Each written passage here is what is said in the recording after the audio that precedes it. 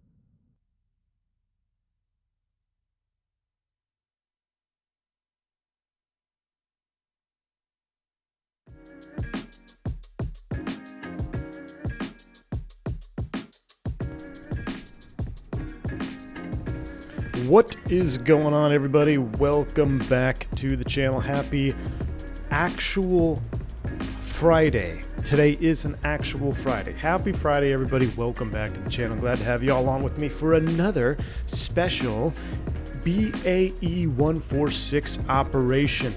Today we're going to be taking this on an old historical route with the PVA, or the Piedmont Virtual Airline. They do a lot of the old school historical stuff. It's like one of my favorite VAs, but we need more airplanes in Microsoft to bring back the old goodies. So the 146 is definitely in there. When the Fokker 28 releases, that'll be in there. We'll be flying it more for sure, and hopefully we get some classic 747. That would be pretty sweet. But anyways, we're in the little mini 747. Good to see everybody. Christy Ionscu, good to see you, man. Surprised you're not out partying tonight. It's Friday. Zach Lewine, good to see you. Anthony Teal, Caleb W. That intro gets me humming every time too. Kyle Lewis, good to see you. Jan Lauren's in the house. Memorial Day Friday to start of a long weekend. Oh yeah, Lauren. Well, unfortunately for me, I'm going to be working. I'm going to be flying, so I got an early departure tomorrow morning.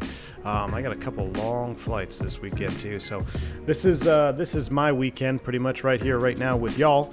I'll be gone for the next couple days, but let's end it, or let's start the weekend off on a good note, shall we? Iron Man, good to see you. Thank you for the 15 months of support. Happy Captain, or hi Captain. Happy Friday, man. Happy Friday to you, Iron Man. Good to see you. While we're waiting here, let's go ahead and get the catering service headed over to the aircraft as well. So again, Doug, you're gonna be flying as well? Yeah, man. Well, you and me both, my friend. We'll you know, misery loves company. So I mean, it's kind of aggressive. I don't, you know, work isn't necessarily miserable, but hey, it's all good. It's all good. Christy says you confused me with a team. I confused you with Team Vodka. Yeah, I know. Well, I mean, I always figured you'd be out there partying too.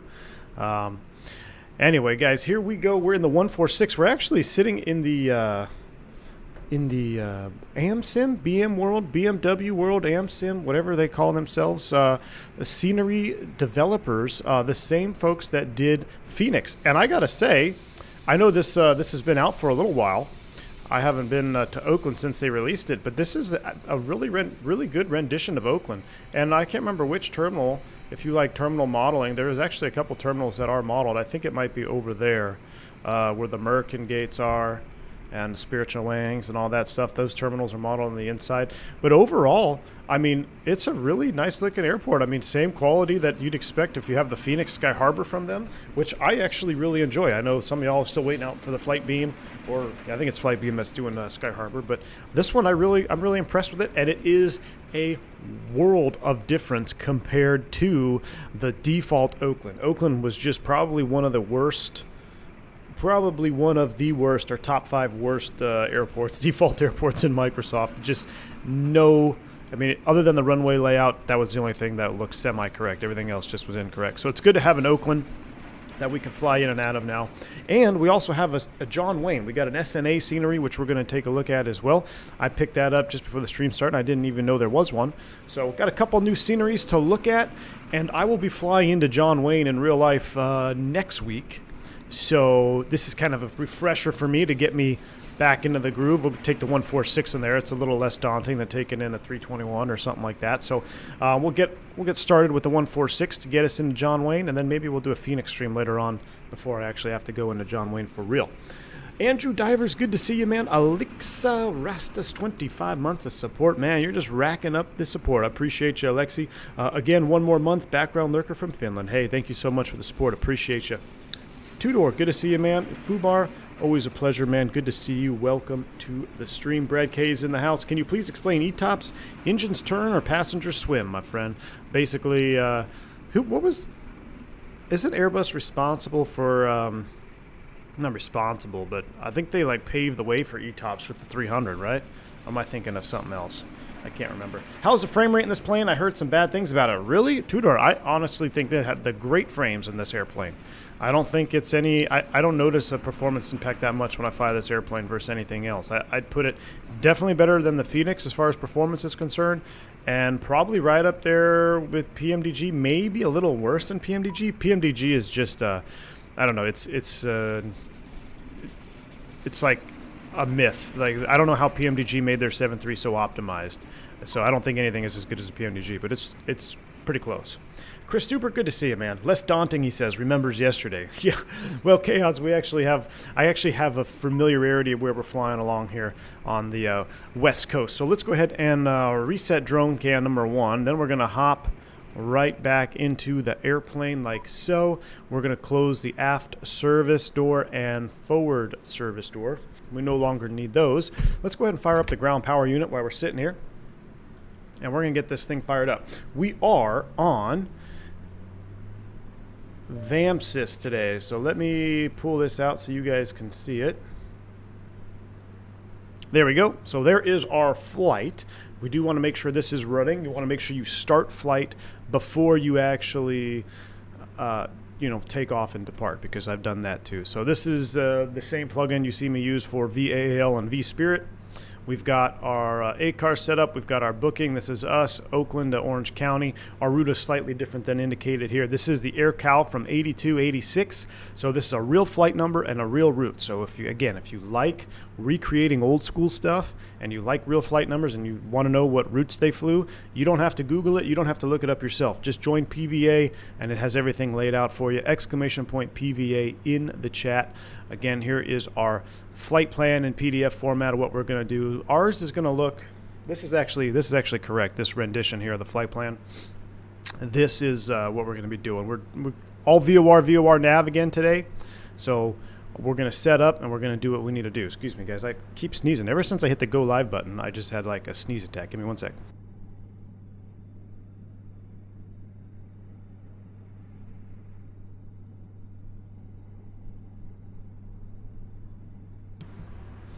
All right, I don't know what happened. I hit go live and then I just started sneezing like crazy. So that's where we're getting all of our information for our flight plan.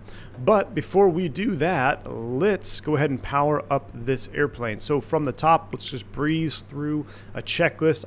I might skip some items that we don't need to do, but we'll start with the flight deck safety checks. Landing gear lever is down, weather radar is off, transponder standby, air brakes in and up, no smoking signs. We're going to go ahead and come up to the top, and while we're up here, we're going to go logo light. We'll get the entry light on and no smoking on, and we'll arm those as well. And I'll also go nav high and net. There we go. So we'll tick that. Battery 1 and 2. There we go. On and voltage check. Battery 1 and 2 volts look good. Parking brake is yellow in park. It is. I have that bound now to my Throttletek, which is pretty neat. Master switches, all on. So this is your bread and butter to this airplane. Get those puppies on. Ground ignition as required. Anti-skid, that's coming on. We'll do yellow and green spoilers as well. They're both on. AC and DC bus tie, so down to the electrical panel. We're going to do AC, DC, and the standby inverters. We're going to arm both of those. Checked. Our standby inverter and generator are armed. Generators 1 and 4 are off. You could see indicated here. Gen 1 offline and Gen 4 offline. Galley shed. We're going to not shed the galley. All this means is galley power on or shed. So do you want to power the galleys or not? Right now we're going to power the galleys. APU generator on. We're actually going to skip this here. We're gonna hold the checklist basically right there, then we're gonna come back. So we're actually gonna connect to ground power. So external AC power is on. That's coming on, and then I'm gonna go ahead and get some lights in here because we are operating under an overcast condition. So let's go ahead and let's lighten some stuff up here, shall we? Oh, there we go. That looks nice. We'll hold the checklist there. Forward console, aft console. We don't need to turn the floodlight on. And we'll get the panel lighting on and the instruments. Oh yeah, look at that beautiful scenario here. We do have our beautiful cabin as well. So I've isolated a bug. The 100, the 100 and 200, I can't get rid of the cabins. The 300, I can get rid of the cabin. So I think Just Flight has a little bug we need to talk to them about. All right, so that is set. While we're back there on this aft panel, let's go ahead and reset our transponder. We will be on VATSIM today. Right now I spawned in on a 330 though, and I don't want to be that guy, so what I do, I just disconnected from VATSIM for a little bit, and I'm not going to just sit there. So we will be on VATSIM, but I'm just staying off of it right now until either he leaves or we're going to be pushing off the gate. Now, this is my FMS view, which we're not using today, so I'm going to bind kind of another instrument view that we had yesterday. I kind of liked it. Right about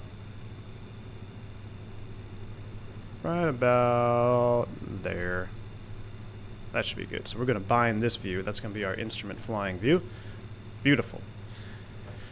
All right, let's power up the rest of this airplane here. We'll go ahead and power you on, standby, and on. And make sure we hit the power to VHF nav number 2. We should tilt this all the way up to 15. My flows are a little bit different than the checklist, but that's fine as long as we get everything done that we need to get done. All right, that all looks good. When we're over here, let's do an MWS ground op test. Got all our lights, alarms, reset, and clear the caution. Beautiful. Let's power up the TMS, and we'll do a test on that. Dan86, welcome to Private Pilot, sir. Glad to have you on board. Welcome back to Private Pilot Team Green. You are now one of us. The Aviator, good to see you, man. AJ Funari in the house. Good to see you, man. We need to keep the galley powered. We need our poo water coffee. Absolutely, man. We're out of the good coffee at the V1 house, too. So my wife made some coffee this morning from like a really, really old bag of, I don't know if it was Dunkin' or what, but let me tell you, it reminds me a lot like airplane coffee. So if we got to hit the lab break later, y'all know what's going on for real. Good to see you, AJ. Al W., what is up, my friend, fellow Texan in the house? We'll do a TMS test here. Member for 19 months. Al, I appreciate the support, my friend. Great day for a stream. Thanks for being there. Al, my pleasure, man. I wasn't sure if I was going to stream today, but the wife and kids are doing mommy-daughter date day, so I'm like, all right, well, it's my last day off. No one wants to hang out with me. I guess I'll go stream. So here we are. I hang out with the V1 peeps. So you guys are going to keep me busy today. I think we're going to have a fun one. I'm feeling highly motivated. We might do something else after this too, but we'll see. I'm just really loving this airplane. I really am loving this airplane a lot. So that all looks good. We'll hit the magic barrel ref key. 2997 is set. So with that done, let's kind of breeze through the rest of this checklist here. The flight deck safety, what is it? It wants the APU. I'm going to skip all the APU stuff, so we're skipping all that. All that. We're going to skip all that. Ground test. Okay, so we're going to tick everything down to the hydraulics. All right, so that's there. That's done. Let's take a look at our flight plan today, and remember, just like yesterday, the key to this airplane is making sure everything is set up before you actually get airborne. Now, it's a little bit less stressful today, hopefully, in theory, because we've got some more familiarity for me, number one, and it's a little bit longer flight, so we don't have to be worrying about climbing up and approaching into high mountains and high terrain. Algorithm, glad to see you here. Welcome. SNA PSP turn after? Ooh, Lauren, that's a short one. It'll be a fun one, too. All right, so Oakland, let's see here. I'm going to just star the 10-9 page. We're going to star that one. That's going to be our departure. We'll take 30 for departure, more than likely. The SID that we are filed on, I had to refile us because we're non-RNAV. We're on the Coastal 9 departure. So let's take a quick look at this one. This one is typically done with ATC. Well, they're all typically done with ATC since this is a controlled airfield. Let me connect to VATSIM. I don't think anybody's on. Let me just make sure nobody's online. All right, so I've connected back to VATSIM. I think we're looking good. But there's no controllers on, so we're going to self-vector ourselves out over San Francisco. We're going to give ourselves an absolute juice departure, folks. We're going to go right over the city. Taking off on the Coastal 9 is pretty sweet in real life. I've done it numerous times. Get to see downtown, the Bay Bridge, Alcatraz Island, so it should be pretty good. But we do have a low overcast layer here. Just like in real life, these are dynamic environments, right, in Microsoft. So I don't know if you're from California, you know this, but in the morning, especially Bay Area, you have a lot of early morning fog or overcast layer. That marine layer kind of creeps in overnight, and then in the morning you have a little bit of fog layer, but then by noon it burns off most of the time and you have a nice beautiful sunny day. So we're kind of dealing with those conditions right here. Very typical late spring, early summer weather patterns in the Bay Area. Maybe by the time we push back and start, there'll be some burn off and we'll see. Other than that, we might just be IMC. But we'll self-vector ourselves out here off of Oakland, and eventually we're going to rejoin this departure. Now, we could go all the way out like we're supposed to and rejoin the 151 off PYE, but what I'm going to do is you know what, we'll just do that. What the heck? So we'll do it properly. 13.7 is PYE. This is the first radial we are going to intercept. So PYE 151. So what was the freak again? 13.7. So let's dial in 13.7 in the VHF nav 1. And we are going to intercept the 151 outbound radial. So we'll select course 151. Hopefully less barfing today. Oh yeah, less barfing today, more relaxed. The best coffee is at Trucks Box and Diners. Prove me wrong. That's scary, man. That's scary. We'll go nav 1, 151, 13.7 is set. After we join the 151, we're supposed to intercept the 295 inbound to Morro Bay VOR, which is going to be indicated by 112.4. So we'll set up a 112.4 on nav 2, 112.4. That is set. And while we're looking at it, let's just set our top altitude, 250. That's what we're filed at.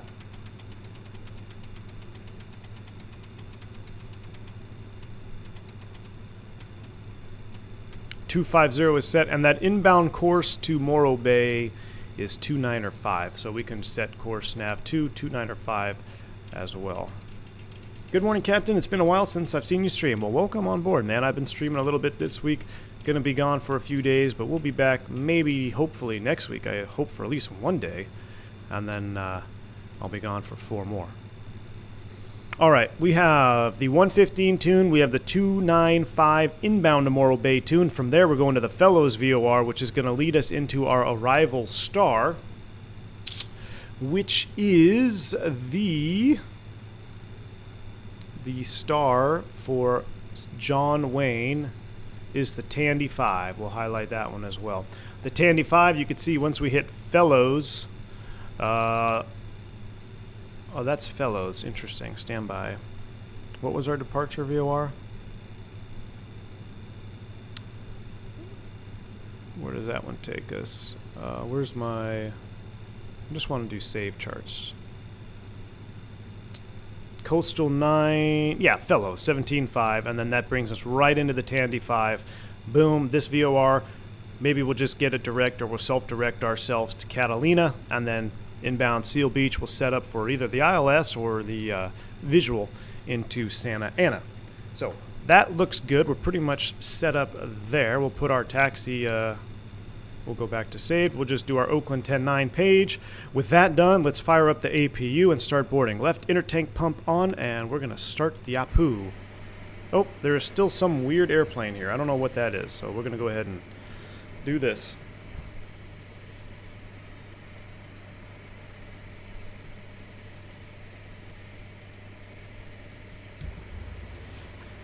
Still cheerleading for the Transall, and we might. I mean, I have everything set up. I just got to change my yoke or my my thrust levers.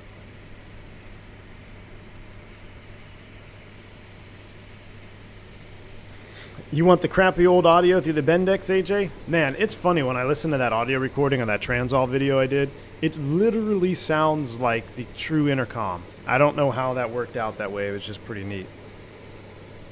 Alright, sounds like our APU is online. TGT is stable, so let's go APU generator on. We'll go ahead and go external AC off. Let's get cabin air, packs 1 and 2 on. We'll power them via the APU air. Our cruise altitude, we should set the baro though. What did we say it was? Oh, that's close enough, 1015. So our cruise altitude is going to be 2.5. So let's roll that up to 250. 250 is set, and we'll get the recirc. Where's the recirc fan? Cabin fans on, beautiful, and the flight deck fan as well. All right, everything is ready to go. Entry lights, wing lights are off, logos are on, navs high and knit. Let's go ahead and start the boarding process. We'll clear that sucker out. We're ready to board. Boarding requested. Taking 80-something people today.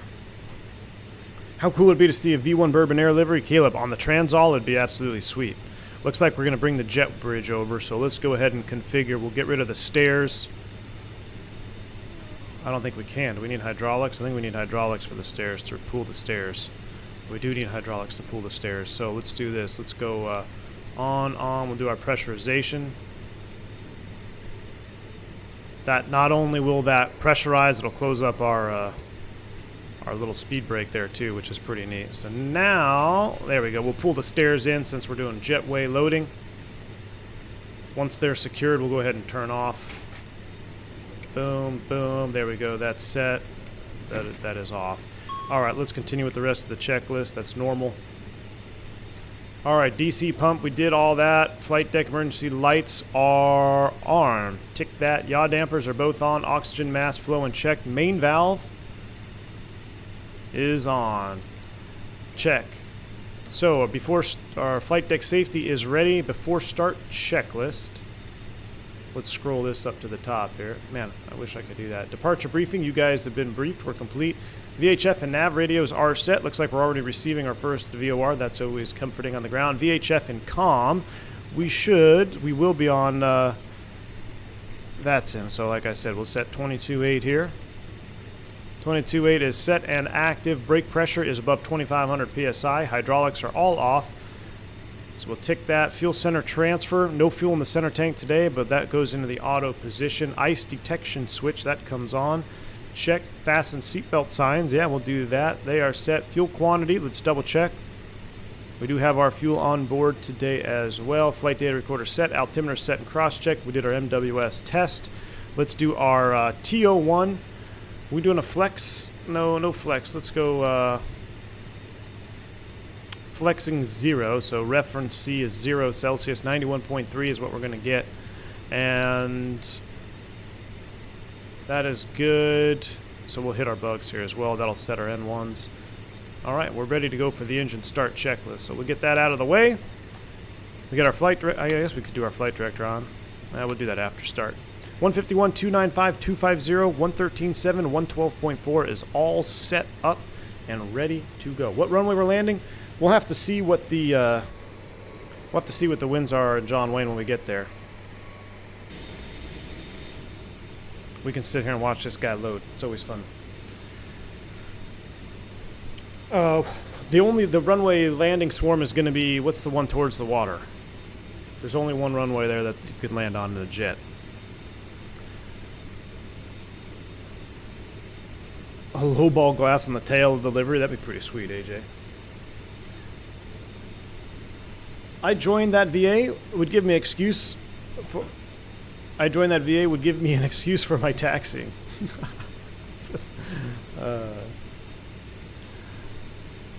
All right, speaking of VA, let me make sure.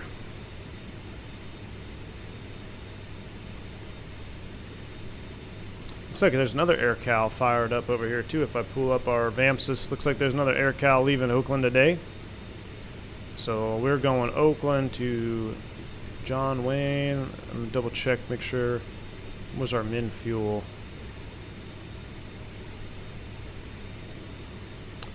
Planned takeoff fuel is 11.4. Our gate fuel 11.9. So 400 pounds of taxi. Not a whole lot, but that should work. We do not have an alternate. Yeah, we do. San Bernardino, SPD, 27 minutes. Cool deal. All right, so that's good. We'll get rid of that. We'll get that off the screen.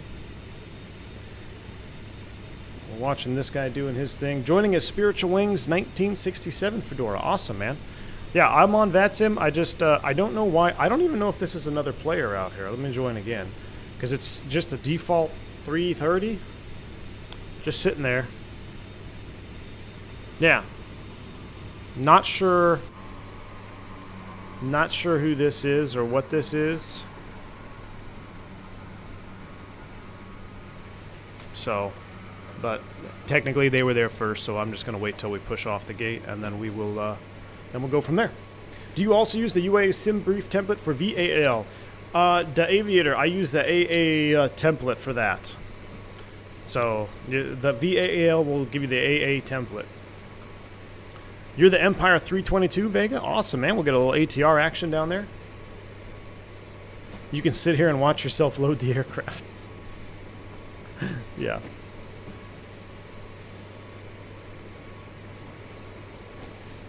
It has to be another player. Yeah, I'm just not sure what it is. I tried looking it up on Vatastic or whatever, but I didn't see anything there.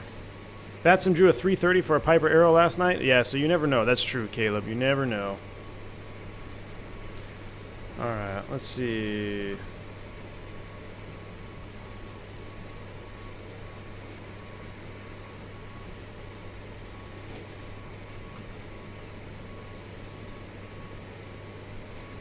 All right, that's good. You a ramp agent as well? Oh yeah, man. We do everything. We do everything at the V1 HQ, man. We do ramp, ground, fly. Where's max rank when you need to call a ramper? I know, Christy.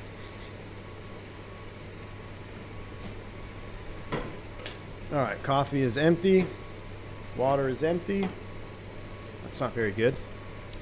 Might have to dial a wife.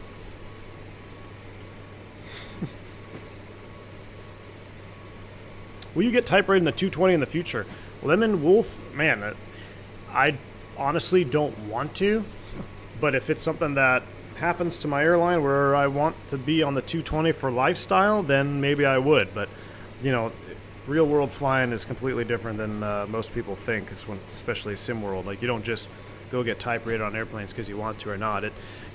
Flying a specific airframe at your airline comes with a whole bunch of other baggage, whether that is their quality of life, number one, what kind of schedules you're going to be flying, what's your seniority on that airplane, where the base is for that airplane. So I could care less about what airframe I'm on unless it's a 737. I don't want that, and I just want the best quality of life. So the airframe that provides me the best quality of life and is not a 737, count me in. This livery kicks off the 70s conversion van vibe. It sure does, AJ. What was that? Y'all remember that van that had like the wood doors, or it looked like a wooden door on the van? They were very popular. That's so ugly, man. I see the 330 that just arrived from Honolulu around about there. Oh, interesting. Okay, so maybe that's what that is there, Lauren. Good deal. Your call sign was on till next refresh. I got your altitude. Oh, you see, yeah, because I said a refresh. Boarding is completed. Beautiful. Quick boarding process on these RJs. Gotta love it. They're backing off the gate. Let's go ahead and prepare for pushback and departure. Let's go ahead and close the aft passenger. The cargo doors, we'll close them up. We no longer need ground power. We can go ahead and pull the chocks and forward cargo, or forward cargo, forward door. Cabin frame on board and left. Let's go ahead and breeze through this here. Beacon light, that is up top. Beacon light is on. Packs and APU air, that's coming off. Done. Engine anti-ice, remember for torque on start, they are coming on. Fuel pumps, all on. Check. TMS is off. Clear the caution there. Engine start power normal, and we'll do that after we start it up. So we'll do 1, 2, 3, 4, and I have my start levers bound, which is pretty sweet. So we'll go to the after start checklist. We'll put that up top. That'll be ready to go. So let's get out of here. GSX, prepare for push and start. Where do I want to go? We need to go nose right. I don't know how this is going to work out. We'll just go nose right.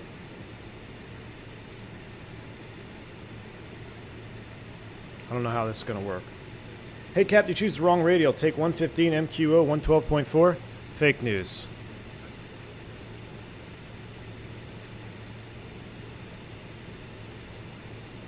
Coastal 9, 151 from PYE. We're ready for pushback. 13.7. We're not flying inbound MQO. We're flying into inbound to Morro Bay 112.4. 112.4. And the inbound radial, this is radial 295. Oh, 115.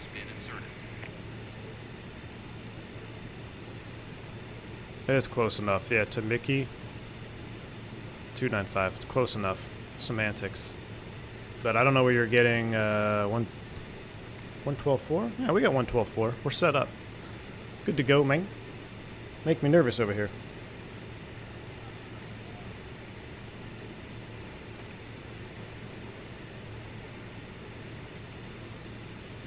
Yeah, 115 would be, so what's but you want 115 inbound, not outbound. So 115 is 295.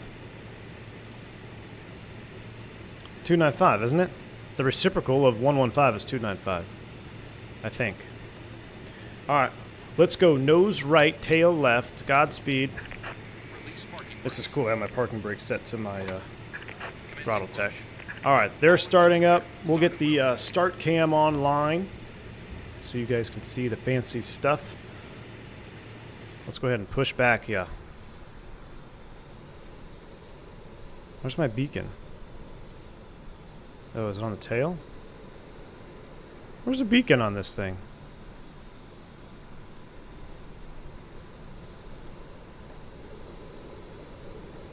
Am I crazy?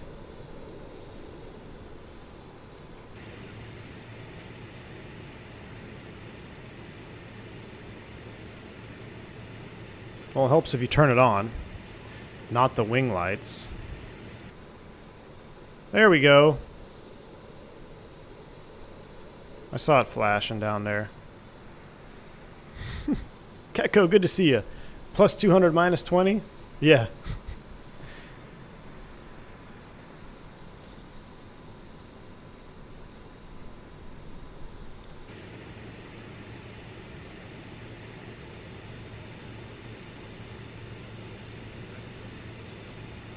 So it would be, oh, I see what you're saying, 115. Yeah. It got me now. Well, we would have had reverse sensing scenario, or at least they could have explained it. I was doing that on purpose because I wanted to explain to you guys what happens when you have the inverse radial selected there. An Airbus question, can one start the second engine on the 320 using crossbleed from the first engine? You betcha.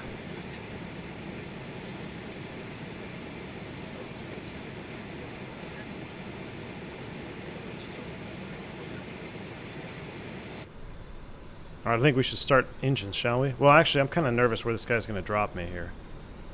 I hope he doesn't push me into this pole. I think he's going to push me into this pole. Hopefully there's no collision. Can we just stop the push right here? Oh, this is a good spot. Nope, that's not what I wanted. GSX. Let's just stop right here. This is a good spot. Set parking brakes. That's a good spot. Brakes are set, clear, disconnect. No, we don't, but we're going to start them now. Alright, start master on 1, 2, 3, and 4. Are you guys ready? And turn in number 4.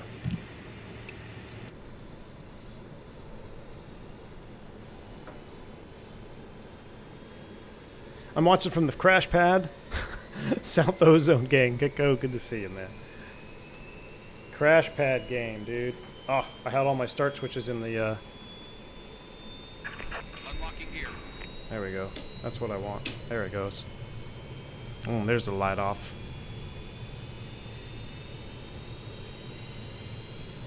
WhisperJet. Well, if you're in the crash pad today, Kiko, hopefully you are off for this weekend. Truck disconnect. Maybe off for the holidays. Holiday weekend, hanging out. Left is clear. I'm starting a 5:30 a.m. report tomorrow, dude.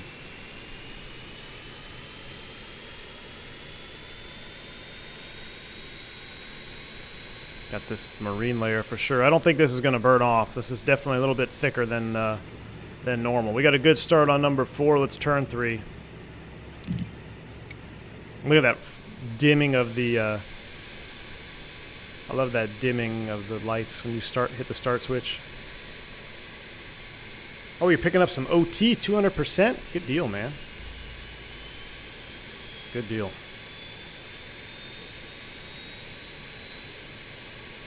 Fuel.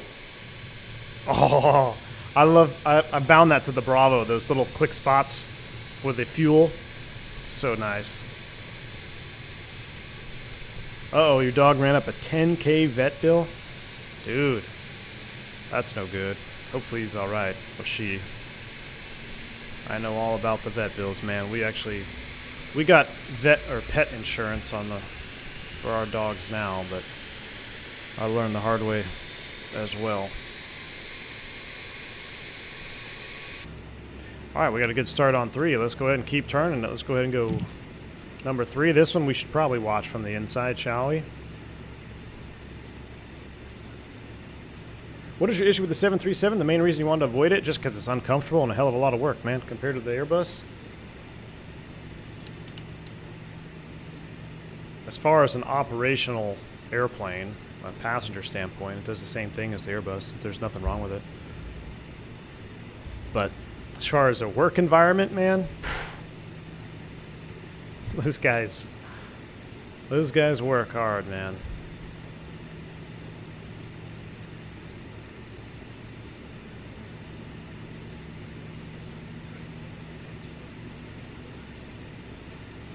Oil pressure's out.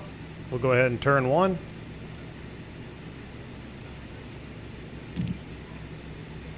Yes, Roger Dodger, I fly the Airbuses in real life. Airbus I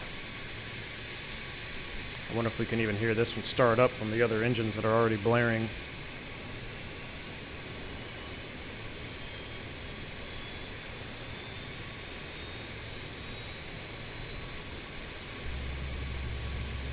In V1 After Dark channel, I posted an image from a live cam of Oakland 30 minutes ago. It looks pretty overcast. I'm going to check it out, Chaos. I'm going to check it out on my phone, though, because opening Discord can crash the stream. Oh, wow, that's pretty neat. Yeah, that's pretty neat, man.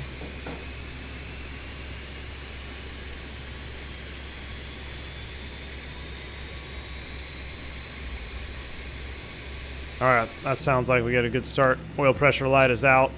Let's go start master off. That's coming offline as well. Now we can go over here and do generator 1, generator 4. 1, 2, 3, 4 off. Heaters are on. Engine air is not required, or we're not going to use engine air. We're going to go back to APU air and packs. That'll kill those lights right there.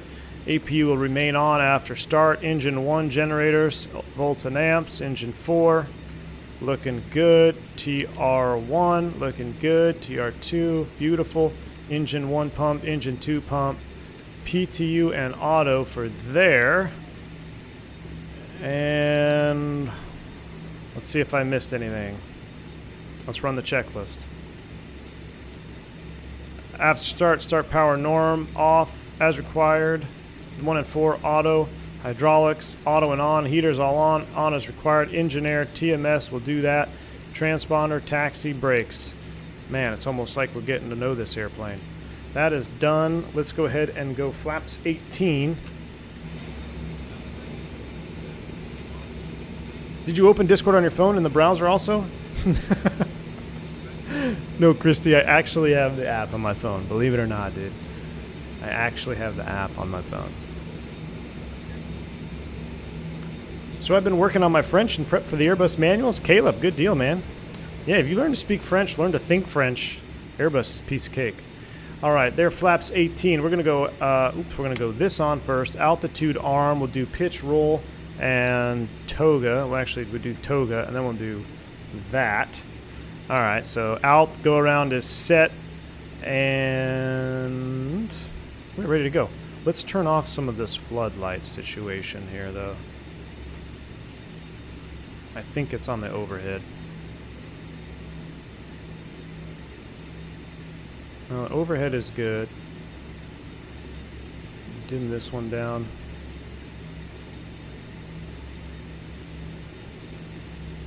Got to get the right lighting, you know? That looks pretty darn good right there. Quick knees and nuts. Checked. Full left, full right, neutral. Check. Flaps 18. Trims 1, 2, 3 are set. Let's get out of here. Let's reconnect the VATSIM before we taxi. And let's turn our transponder on TARA. Oh, we'll put it in, we'll just put it in TARA because I don't want to come back down here. TARA is set. We're on 22.8. Yep, we're ready to go. Let's taxi to the runway.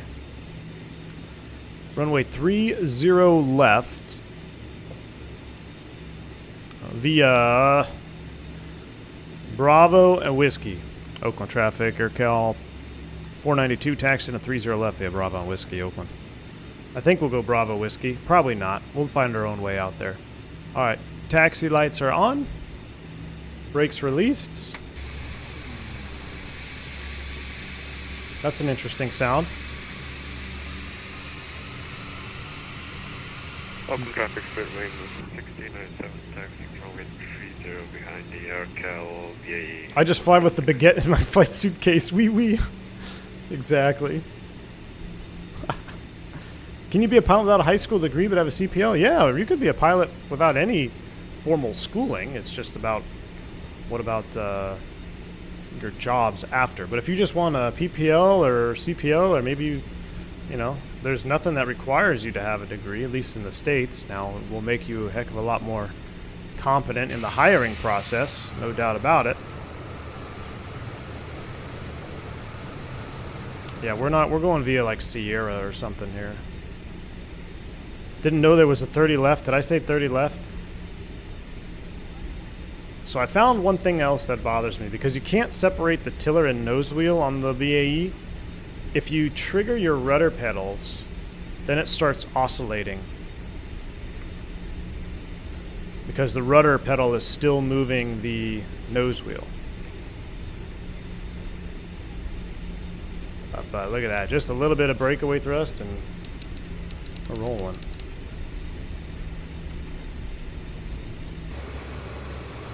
Oh, look at that old school Southwest. Hold on. Whoever that is awesome. That's the livery I like right there, man. Canyon Gold, blast from the past. 200 viewers watching. Smash that like button for Canyon Gold Southwest Ops. Canyon Gold Southwest Operations. Oh, I did the click and drag, dang it. Oakland traffic, aircraft 542, push and start, gate 8, Alpha on standard. Oakland. Yeah, there you go. Kako says, I'm a product of a community college, only 2 years of school. IR pilot. There you go.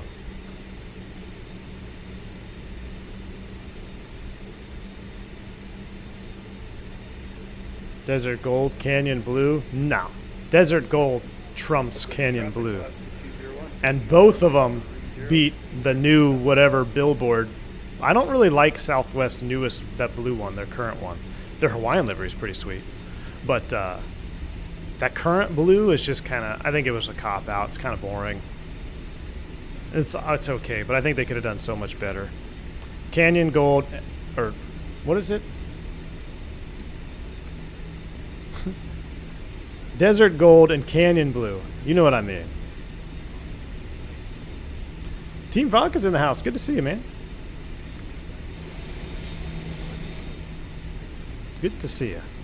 I can't like Canyon Gold. All right, well, how about this? Canyon Gold is better than the new one, so that you get both the gold and the blue when I say Canyon Gold.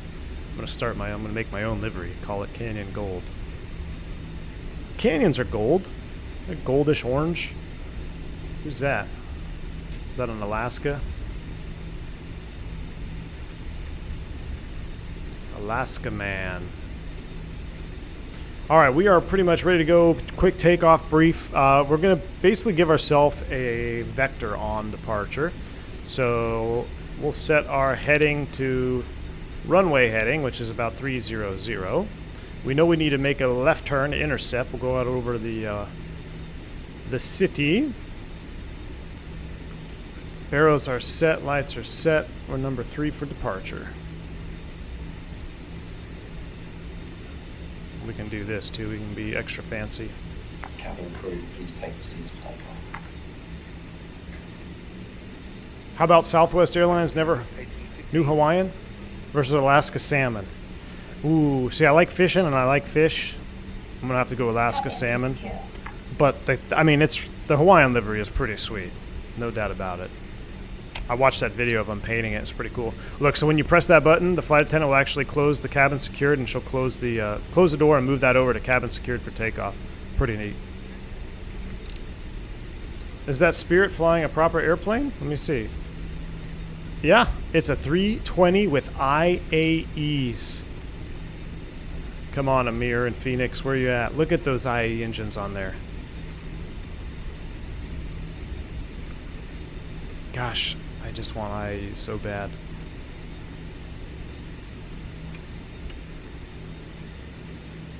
They just look so much better. I mean, that looks so proper there. The CFM is all like round and short in the front and just a little pipe in the back. I guess we shouldn't be talking about engines because look at our little hair dryers we have here.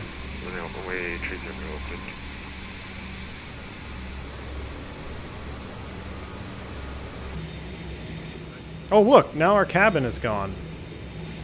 Well, that's interesting. Alright,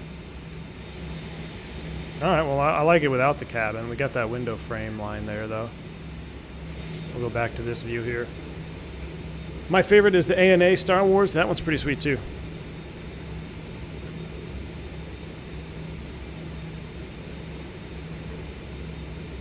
I miss the old days where you did 2 streams a day. I saw that one up there, up in the chat. Driving expert, yeah. You know, I'm not opposed to 2 streams a day. It's just the time. I don't have the time. Does IA have similar performance to the Neo, but less economy and better audio? Better audio, similar performance, better high up.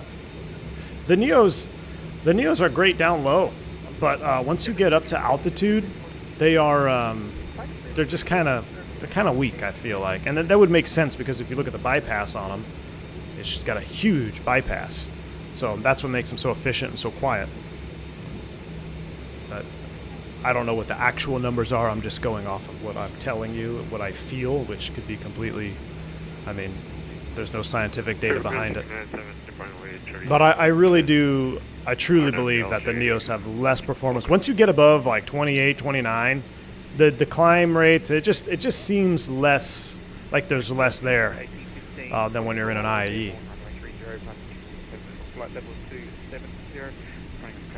Currently over Panama on the way to Fort Lickerdale. Awesome, Iron Man. What are you in, Iron Man? What you flying? Alright, we're holding short 30. Open traffic Empire 322 lining up runway 30. Alright, Empire is lining up. Spiritual Wings is on the way. Man, binding my parking brake to the Throttletek park brake is definitely a pro gamer move. Oh, you're in a Spirit 320? Nice, Iron Man.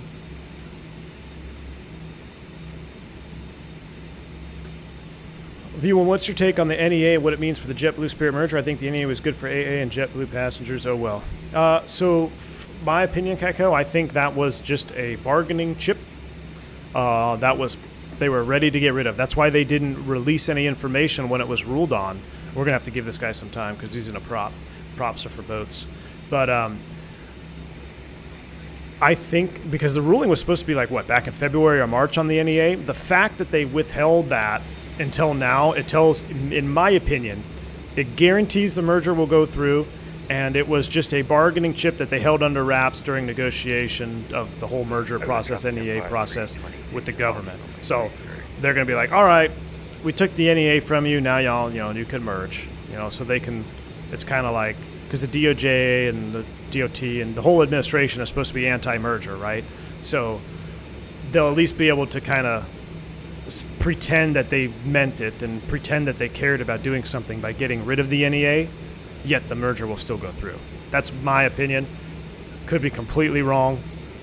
The guys that I've talked to, there's more guys now that seem split 50-50. So I guess I'm just crazy that thinks it's a done deal.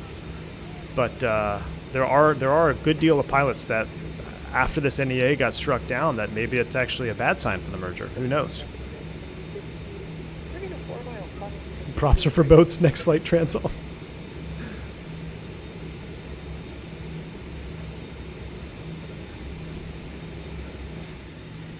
I'm sorry, last call. Were you on final at Oakland?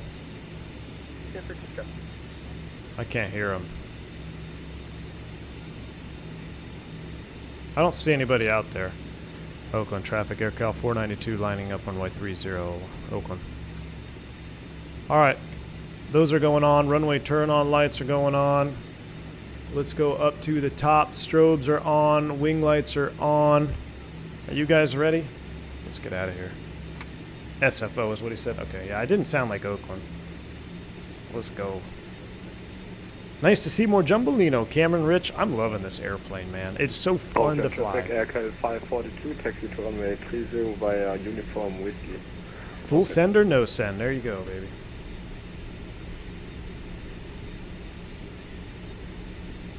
All right, guys, we got 200 plus people watching. Thank you for tuning in on this Friday afternoon, Friday morning if you're on the West Coast, Friday evening if you're out on the eastern side of the globe, depending on where you are, because I guess everybody could be Eastern. Please do smash down that like button for me. It helps the channel out, helps the videos get out, helps the algorithm. Let's have a nice flight down to John Wayne, shall we? Runway 30, check. You know what? We never turned our TMS on. That's part of the checklist. TO1 91.3 is set. Y'all ready? Oakland traffic, AirCal 492 departing runway 30, Oakland. Here we go. Yoga's in chat. Spool them up 50.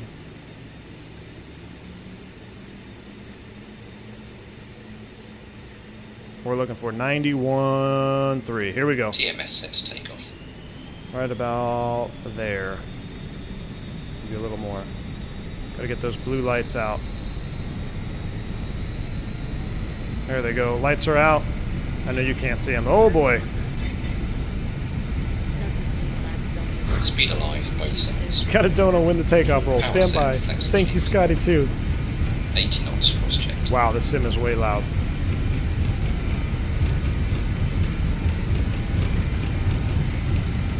V1. Rotate. V2. Positive rate, gear up. A little bit of wind there, huh? Watch your ears, fly with. Jeez. Sorry guys, that was way loud. Alright, let's go into pitch roll. I'm going to go pitch 10 degrees. We're going to select heading.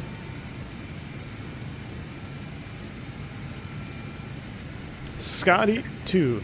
Thank you so much, man, for the $10 bank angle check right back at you, man. Does Steamlabs bypass the dono, or does 30% cut? Yeah, Scotty 2. Yeah, it's less when it's a direct bank angle check, man. I appreciate you. Thanks for the $10, man. Hope you enjoy the flight down to SNA. We're not going to see much. We're going to go right into the cloud layer. I'm going to shallow out the climb here. About 5 degrees. Where's our VFTO? VFTO, safe height speed, select flaps. Flaps up, here we go.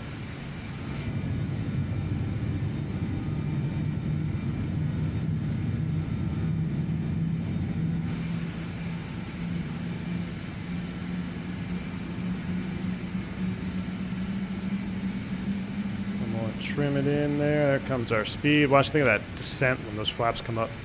Really got to watch that.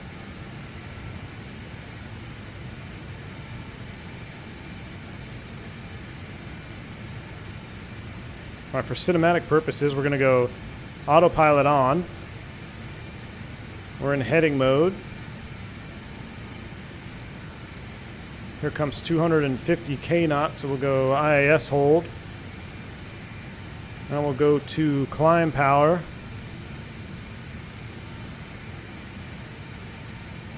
We'll go regular cam. I'm sorry, we'll go sync mode, not MCT. We're going to come down about 89%.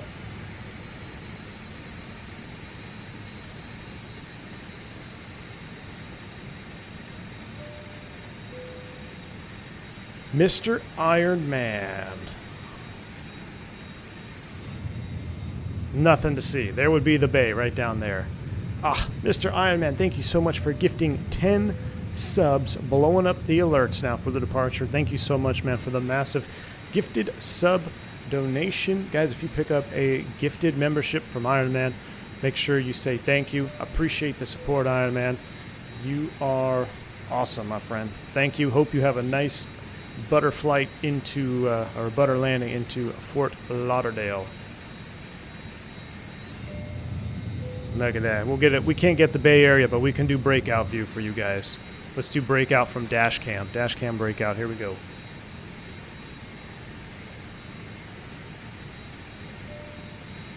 Left turn to join the 200. Yeah, I was milking it, Lauren, because I wanted to see Oakland. Or I'm sorry, I wanted to see San Fran. I was milking the departure procedure. Oh, look at that. Nice breakout there, though. All right, looks like our CDI is somewhat coming to life. Oop, I just scrolled back the wrong thing. I need to go back to heading.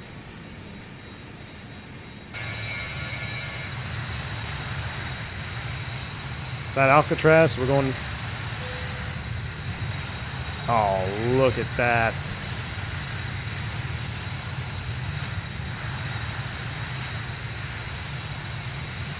There's San Fran, should be off our right? Air Cal over California.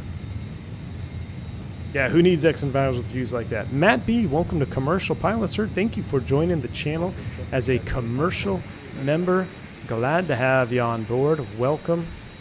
Hope you enjoy the content. Thanks for your support, man. All right, after takeoff, up, lights out, flaps up, TMS sync as required. We're 81. We can actually bump it up a little bit. Engine, air, and APU off and pack. So we'll do all that. Let's go ahead and go 1, 2, 3, 4. That's coming off. And APU shutdown. Oh, wow.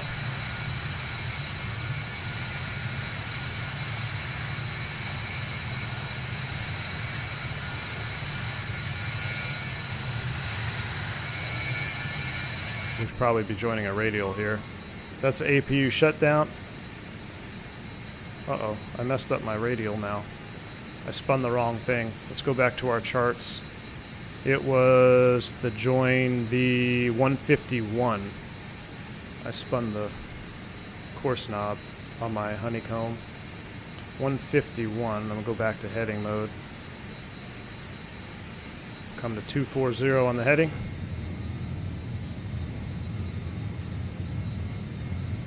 What's the difference between the BAE and the Avro?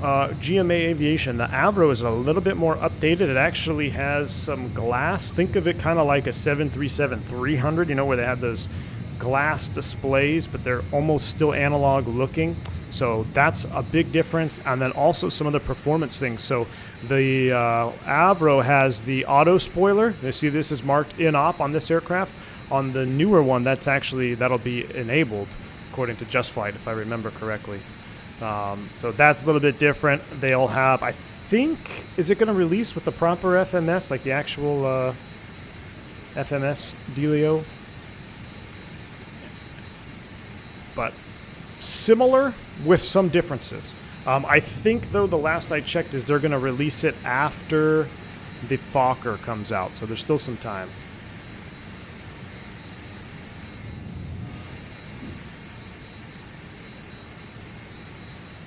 All right, here comes our CDI. 180 to join.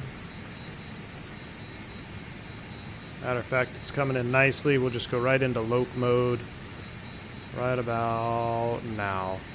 VOR is captured. We can bump our power up a little bit. I'm sitting here at 82. We need to be about 88%. There we go, about 88%. That'll sync them up. We are in sync mode, correct. As soon as we hit 10,000 feet, we'll do our climb checklist. Heading 180, if you want to be legal, should give it 30. Yeah, I just wanted to get to the radial faster than not. BAE has analog, bit less powerful, no true auto throttle. There you go. Are the engines different on the Avro? Avro has a Honeywell FMS as standard, plus electronic pressurization and VNAV, all the goodies. Yeah, so it's more of a, it's much more souped up, if you can say that. Man, that breakout view was sweet, though. God, I love the looks of this airplane. All right, we are not at a 10 yet. We're 9.3, close enough. Let's do our climb checklist. Altimeters, we'll get that at 18. PTU and AC pump, they can come off. So PTU and AC pump into the off position. APU, I stopped it prematurely. It's done. Fasten seatbelts as required, lights as required. And that'll be that. We'll put us in descent. We'll get rid of all that. Let's get our lights off. 1, 2, that's off. And then the wing lights off. We'll get the logo lights off too. Everything else looks good. Climbing out, we are pressurizing. Out of 10,000 feet, we can increase our speed as well. So let me go IIS, increase, we'll trim it down.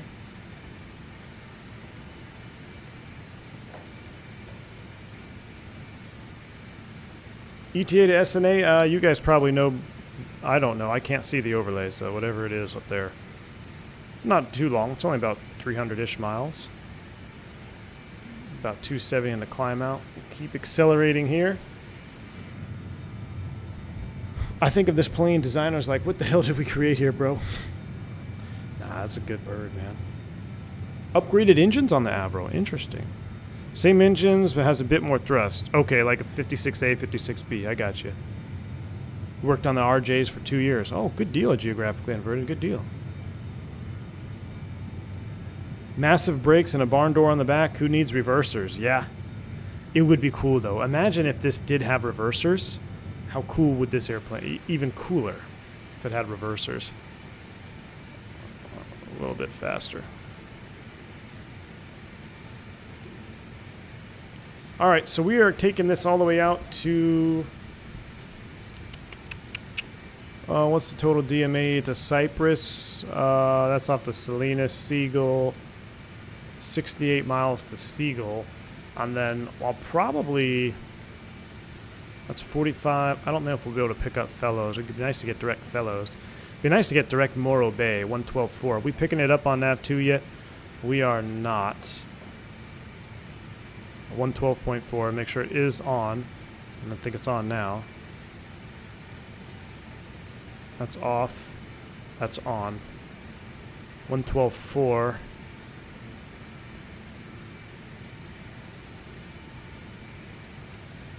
Nothing yet. Alright, we're still loc mode. IAS hold nav 1, 260, 270 in the climb out, 0.5 Mach. That looks good. 12.3, 89. Let's bump it up just a little bit more, about 90.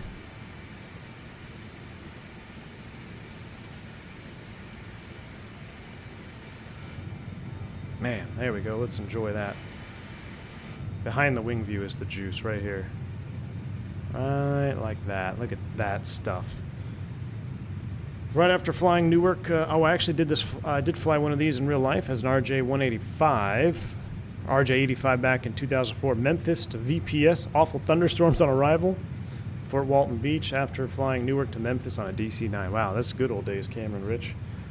That is the good old days.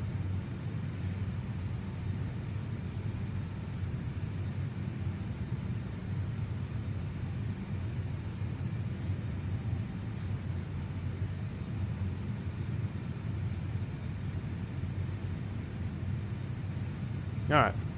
Many years ago, I worked for Jersey European Airways. The 146 was the main type in the fleet. 4 APUs, hair dryers, but great short field performance. It is, man. The brakes on it are pretty darn good. I mean, you're going to have to be. If you have no reversers, you got to have good brakes. Wasn't the 146 supposed to be a 2-engine plane, but they couldn't source engines with enough power at the time? They had to settle for 4 low-powered ones. Really? That's interesting, Aaron. What is the... So the Avro... There is one with 2 engines that's flying right now, like the Telluride and what is it, Taos Air? I think I've seen that. I know there's a new operator right now flying to some ski destination with the Avro with 2 engines. Northwest was a go-to airline back in the day. Love that they always had had some old birds in their fleet. Yeah, Northwest, man. Northwest was a great airline. No doubt about it. Many years ago, I worked for Jersey European, the 146. Oh, I read that, yeah. The Dornier 328. Oh, okay. I mean, completely different, Lauren. Come on. It looks similar. It's got high wing, engines, bulbous cabin. Close enough. Yeah, the Doughjet. I used to see those Doughjets all the time in Atlantic City. When I would fly 190 charters for a casino operator. So I'd fly Embraer 190 charters, and in Atlantic City, I would see a lot of Doughjets there, the Dorniers. The Avro is the 146 Neo. That's a good way to put it. Yeah, the Dornier 328. Oh, it's only 33-seater? Wow. I didn't know it was that much shorter. All right, everything is good. Double check that we are pressurizing so we don't black out. We are pressurizing. We're in auto mode. Everything looks good. Cabin is good. Cool deal. Just monitoring our instruments. Let's go back to this view here. Look at that.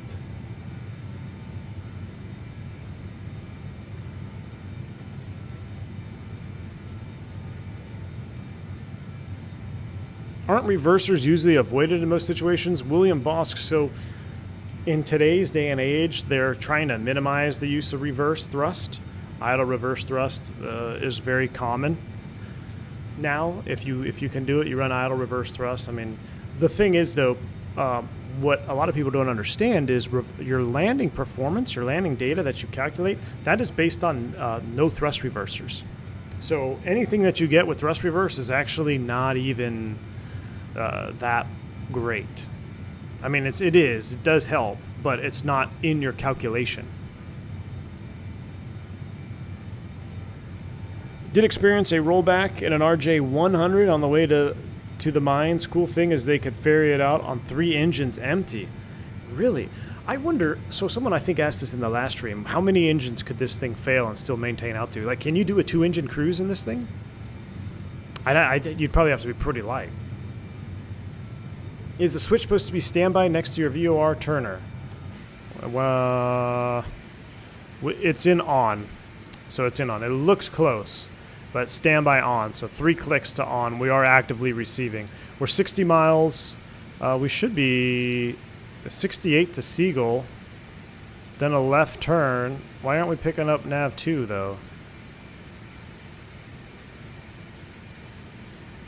Is that VOR out of service or something? There we go. Nope, it's gone. That's interesting. So we're not getting any nav 2 information. Are we getting any fellows? Let's try 17.5.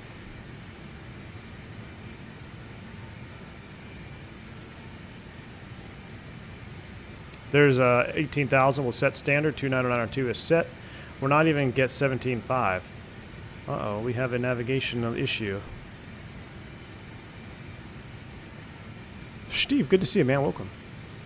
All right, well, I tell you what. How about Big Sur? Can we pick up Big Sur, which is 114.0? I know it's not on this arrival, but I'm starting to have no confidence in my nav 2 again.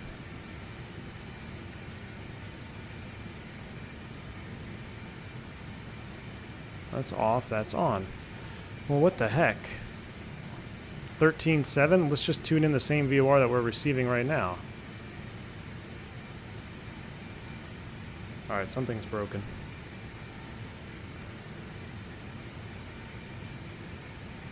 Okay. Now we're getting somewhere. We were in nav 1. 12.4. Still nothing.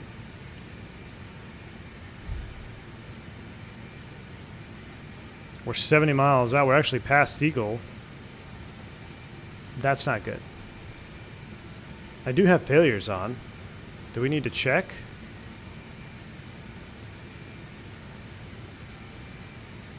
Nothing there. Nav radios are working.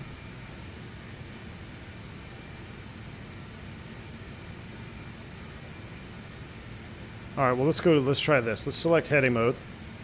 And let's try 112.4 in our nav 1 radio.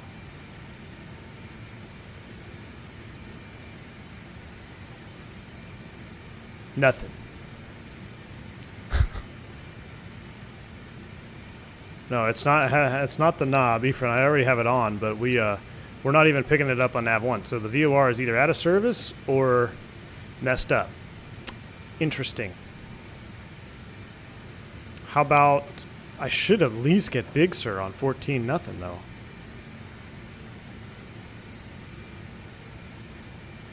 Someone needs to find me a VOR.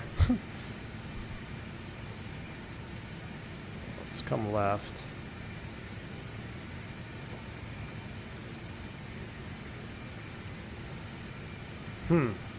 California doesn't maintain their VORs.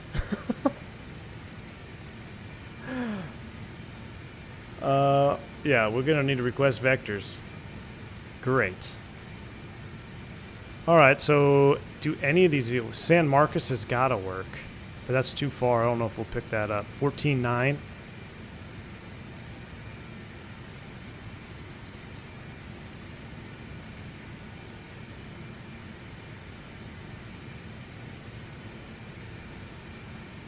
How is it the only VOR we received is 13.7? Point was that Point Reyes? Well, look, see, I had a VOR there. 13.7. Look, I still can pick up 13.7. We need another VOR. I'd wager 90% of pilots don't use VOR, so I'm surprised that not all of them work. Yeah, you might be right. I can keep flying the outbound, but eventually we need to make a turn to one of these VORs. I need to look at SkyVector. Actually, no, Navigraph should have something here, right? So let's not get lost. Let's see what radio we're on now. I turned slightly left, so we are on the 150. I'm going to go back into Navloc here, so we're going to do some pilotage here. We're back on the 150 radio, so we're slightly off. But let's pull up the Navigraph charts and see if we can't find ourselves. It might be an out-of-date SID. Solar flare. All right, I need to unload this and import flight from SimBrief. This is us. Alright, now I want to hide that. Can I hide this? There we go. Give me a VOR to navigate to. What's this? Salinas 17.3. Can I get Salinas VOR? I can get Salinas VOR. Okay. Okay, so now if I can get Salinas VOR, let me go back to the Tandy 5.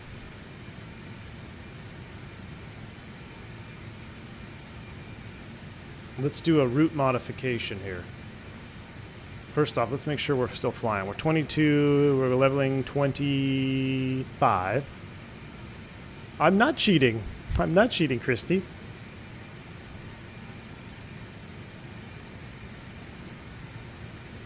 I'm not cheating. We're gonna make a, we're making an adjustment to our route here. So we're gonna go, if we go direct to Salinas, and then we can fly, well, if we're getting Salinas, we should be able to get Big Sur, which is 14.0. How can we not get the Big Sur VOR? It must not be working. Ah, there it is. Now we got it. Okay, so we've got Big Sur.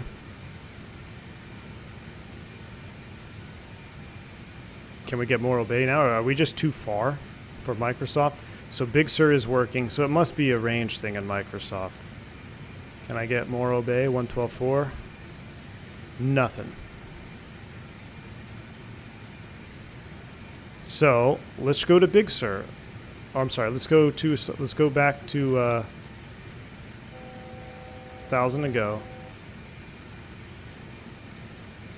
Let's go back to Salinas on 17.3. That'll work. What's the direct to? Well, Salinas is actually...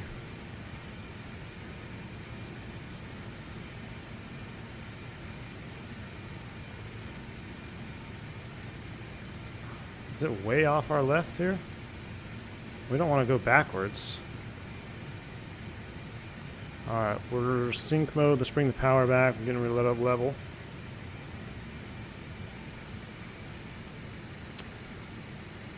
I don't want to go... So Salinas is slightly behind us. We need something down here.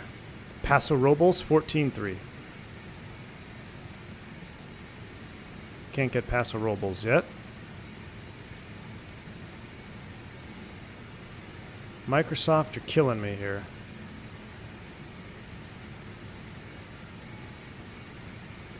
I'm trying to check the freaks. In the sim map, 17.5.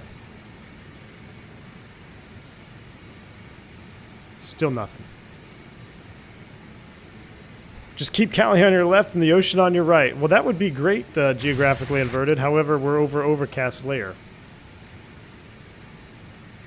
So by process of elimination, Salinas is back here. We could intercept the 167, 17.3. Let's find a course 167. Remember when I said I wanted a less stressful stream today? That is not happening. The 167. So let's go heading nav 2. Let's intercept the 167.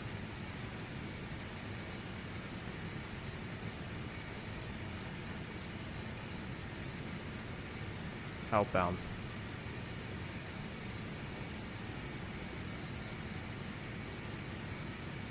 If we take the 167, that'll take us to Big Sur, which is 14 nothing. Which we just now started getting. Alright. Well, we're cooking with gas now, y'all. Hang on.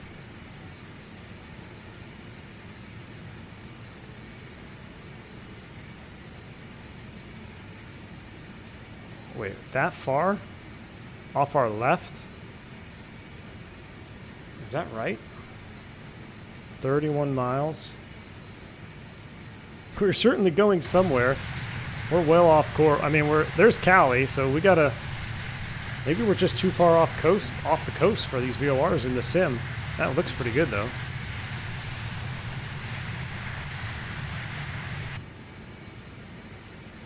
Let me see if Avenal is available. It is. I like Avenal better. That is next to Fellows, right? So let's do that. Let's go 17-1. And direct to the Avenal VOR is going to be roughly on this heading. So I like that. We're going to go direct to the Avenal VOR. Go back to our Tandy 5. I don't think that one's on the Tandy 5. But it's near Fellows. Then maybe we can eventually... We might be able to just... We might be able to pick up 13-6. I'd like to stay on the arrival, but we're not going to be able to do that. At least we're going the right direction.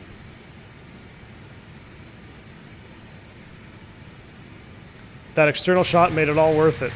There you go.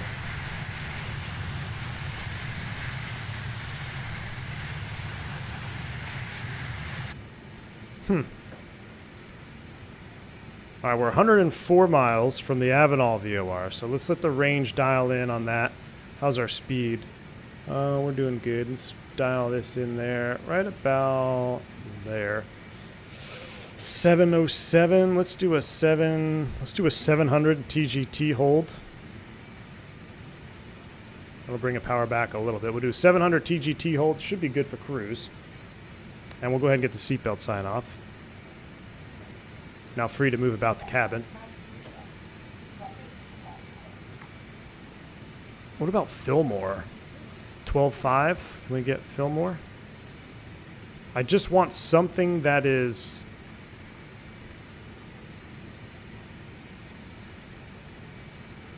I'll split them. No. I just want something that is on the published arrival. I can use J1 from Avenal to Fillmore. Do you think they've sent up the fighter jets yet? I hope not. So much for a nice, relaxing cruise. Hey, when are they supposed to release the FMS for this thing?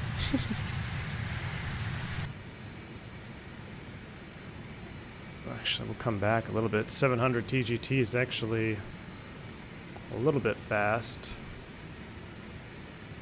What about 680?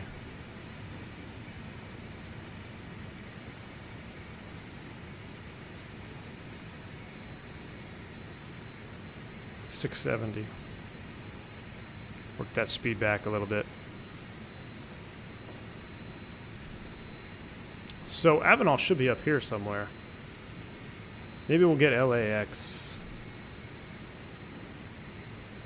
We're fine. We'll go to about 50 miles. We'll settle in here. The UNS FMS is coming in the next update. Ah. Would ATC be giving you a phone number to call? Iron Man? Yeah, but you would have been under radar vectors the whole time. You would have, in real life, you'd have been like, hey, we're unable to go. Like, so when I flew airplanes that were VOR only, sometimes they'd say, hey, proceed direct to Fillmore VOR, for example, and be like, you'd look at your nav stuff and be like, yeah, we're unable at this time. Because if you're not actively receiving it, then you can't accept it. Now, you could, get ballsy and do some other things with heading mode and ground track and all that, but that's more like for the old freight dog days. Generally speaking, especially in IMC, you're not going to go direct to any fix that you're not receiving.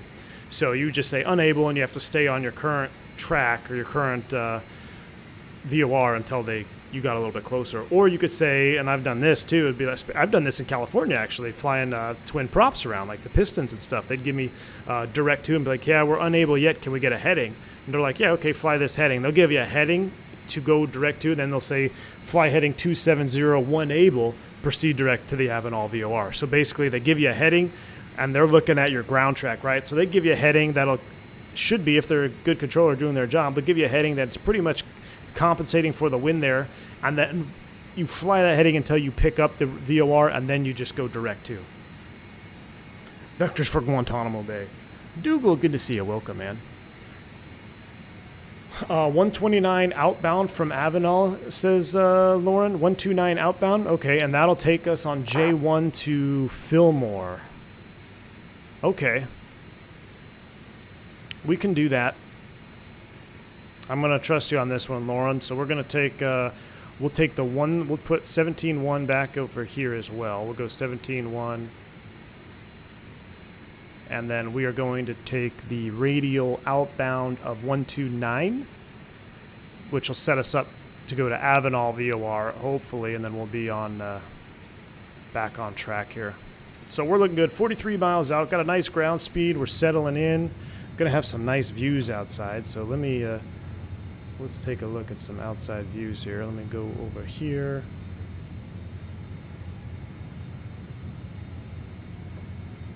You got the charts right in front of me? All right, good deal.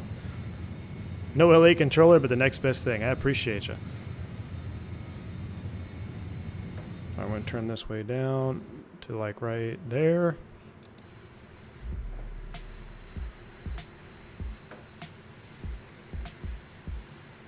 No idea what this song is, but let's see what happens.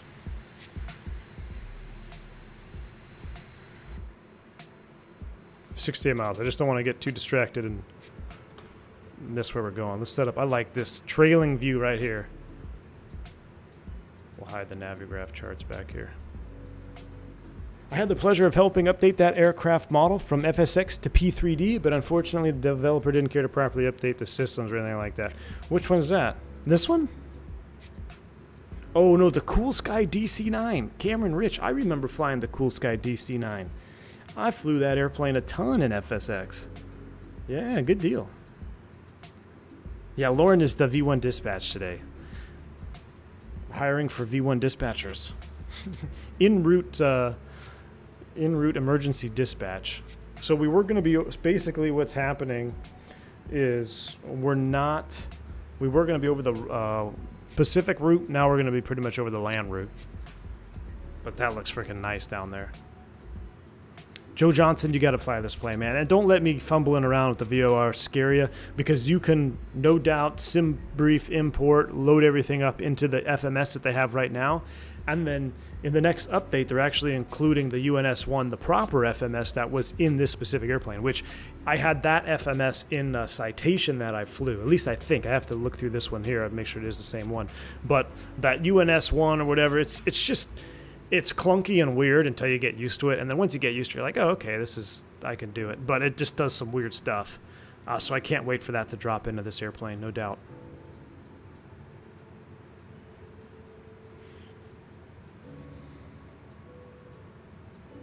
VOR to VOR is amazingly satisfying, but at an airliner speed, it feels like a lot of workload for one pilot. Delta Tango, it can be. This route wouldn't have been too bad until we just couldn't pick up any VORs that we needed to pick up, so. Meanwhile, the M&H pants you were listed are rubbing off on the hairs on your legs. Dude, M&H, man, they're so bad. I actually do need a new pair of pants. Alright, 52 miles. Oh, we were never in loc mode. Let's go into loc mode. Let's recap. I'm just curious, since we're closer now, I'm curious to see if we can pick up 17.5. I definitely need a radio stack.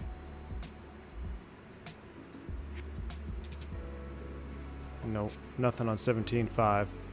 Interesting. Or not 17.5, that would be 12.5, Fillmore.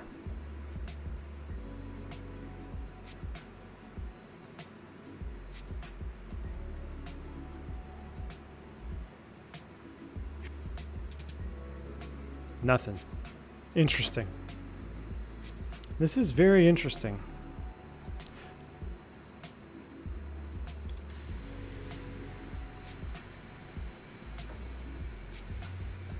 Morning from Kona overnight. Ooh, Zombler, I'm jealous of you, man. Good morning. Have a pina colada for me, dude. Microsoft might be having something screwy with the power of the transmitters. Big Sur, Morro Bay, and Paso are all low power VORs, but Big Sur is an en route, so it should be good. Did we try Big Sur? Let's take a look at Big Sur again. Oh, that was back on the departure, though. I mean, Seal Beach should be huge. We should get Seal Beach, LAX. Well, that's a high. Well, that's a low. This is a high. 13.6. Let's just see what the hell.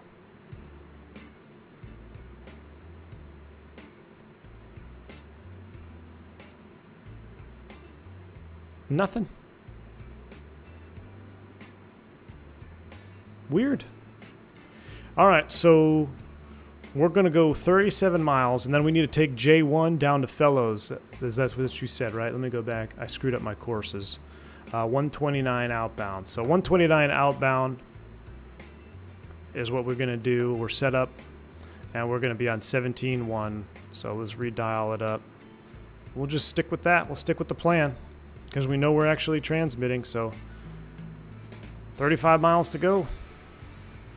And then we'll turn, make a right turn, J1. You're stoked for the F-28? This sounds like a Christmas song. Hold on, I got what are we doing here? What do we got going on here? Epidemic music? No. Let's get some club music for Christy. I'm stoked for the F-28 because it's like a Dutch baby girl or a Dutch baby DC-9, and that is all kinds of awesome. Cameron Rich, yes. Me too. The F-28, I'm very, very much looking forward to. And I've been following Just Flight on their YouTube videos. They posted too, like the cabin details, and then they also posted pneumatics as well. And the airplane looks really good. I mean, Just Flight is a great developer, man. Their airplanes look phenomenal. The texture works look good. The sounds are good. I like their Piper Arrow. I mean, they got some good stuff, man. They got some good stuff. Have you ever flown into Long Beach? Yes, I have, Jamie. Yes, I have. Working the red-eye backs and no coladas for me. Oh, I gotcha.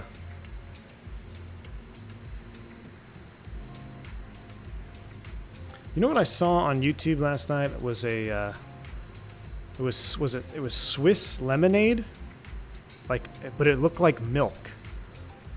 I don't know how it found its way to my YouTube recommendations list, but it looked really delicious. Yep, leaving the clouds behind us. That's that Microsoft again. So you have all that moisture and marine layer out there over the coastline. Gets a little bit more development here over the mountains. And then once we start getting out here, it gets dry. And now we're back into just the old California skies. All right, we're 21 miles out. We're going to be making a 129 outbound. We're looking good. Just double checking on that. Oh, look at this view right here. Other than this wire, right, and the engine view there. Nah, that's the view right there. I miss when JetBlue flew to Long Beach. Yeah, speak to Kakao about that. I love the Fokkers, but my airline uses them and they suck to load like crawling down an oil barrel.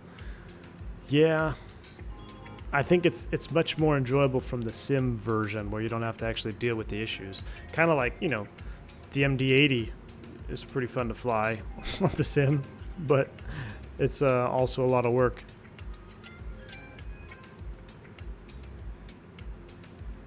Yeah, the clouds are awesome, man, and just how it changes properly. I mean, that's so realistic to have a nice marine layer. I don't even know if that's marine. That might be more than a marine layer. Just an overcast out there by the coastline, and breaks off into this clear skies.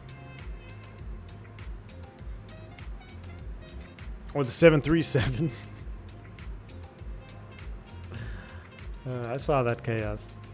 Swiss lemonade made from milk. You mean Macallan? Maybe. I don't know. It was they were not speaking English, so but I watched the whole video. I missed Long Beach departing via air stairs or deplaning via air stairs like you're someone important. Yeah, Keko. I do like the air stair game. We get them sometimes still when we go down to Mexico, depending on where we're going. I remember this air stairs all the time as a kid. Tricky H, hope all's well. Just picked up the 738. Gonna give me a migraine. Tricky H, you'll be fine, man. Enjoy. PMDG's got a good bird, man. A PMDG 738 is very good as well.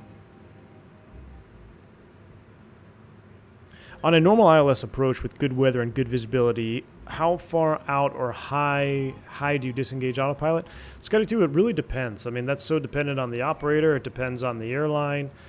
Sometimes I hand fly the entire ILS all the way down. Sometimes I take it down at 200 feet.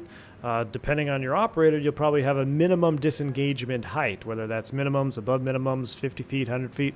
It could vary greatly, so that's kind of a tough one to answer. All right, 5 miles. Let's go ahead and select heading. Start the right turn about 129.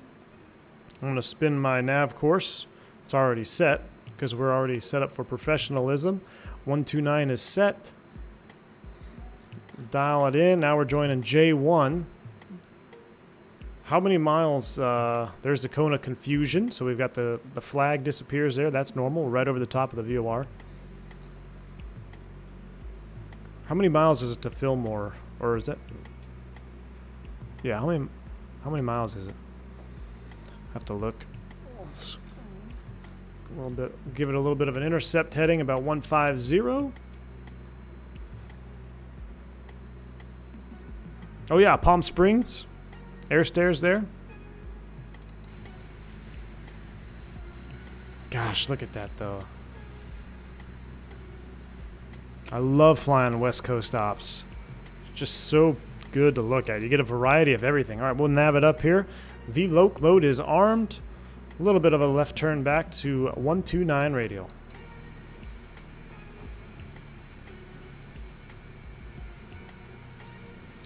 I think the last place I did stairs was in Burbank.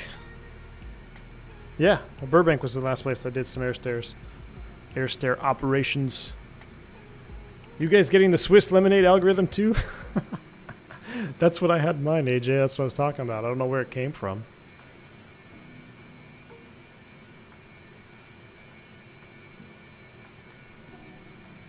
At some point, we need to do a descent too. All right, we're on course 129. Someone just give me a someone just make my life easier here. What about? We're not gonna get Catalina from here probably. 12.5.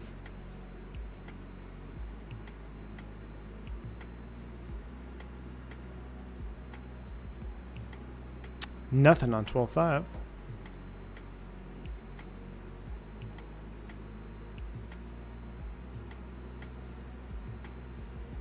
$13.6 for LA.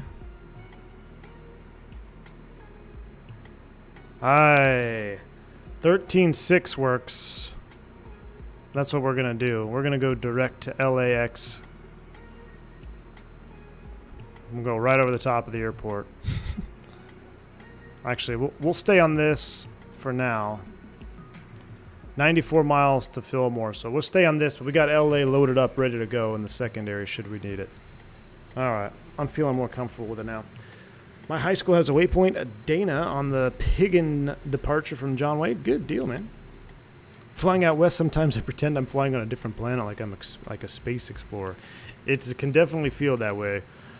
The last time I went out west, man, we're out over the desert, like between Arizona and California. It's just like there's some areas that are so deserted. It's just untouched desert.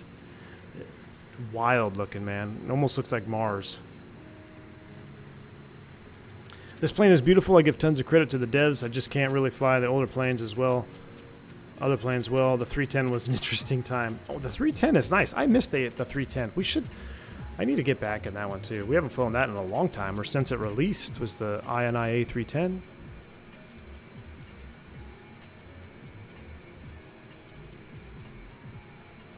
I have no idea how close we are to a V2, Max Parks, unfortunately. I'm itching just as much as you guys for that V2 release. The update looked very, very promising, but I have no idea when or when it will be released. I'm not saying it's aliens, but it's aliens. Nah, 319, that would be sweet. The sounds are so much better since the release on the 310. Really?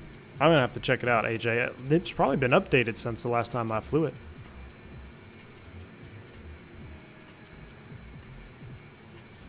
Best guess, less than a year.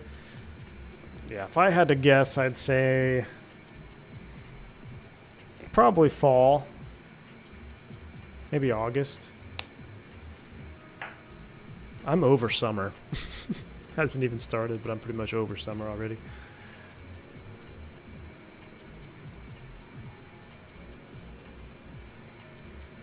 My FS Project Sightstick just got shipped. Really keen for it. Ooh, geographically inverted. That's awesome, man.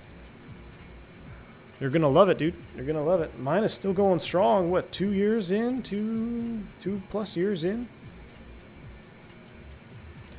Love the FS projects. You too, Caleb? Nice.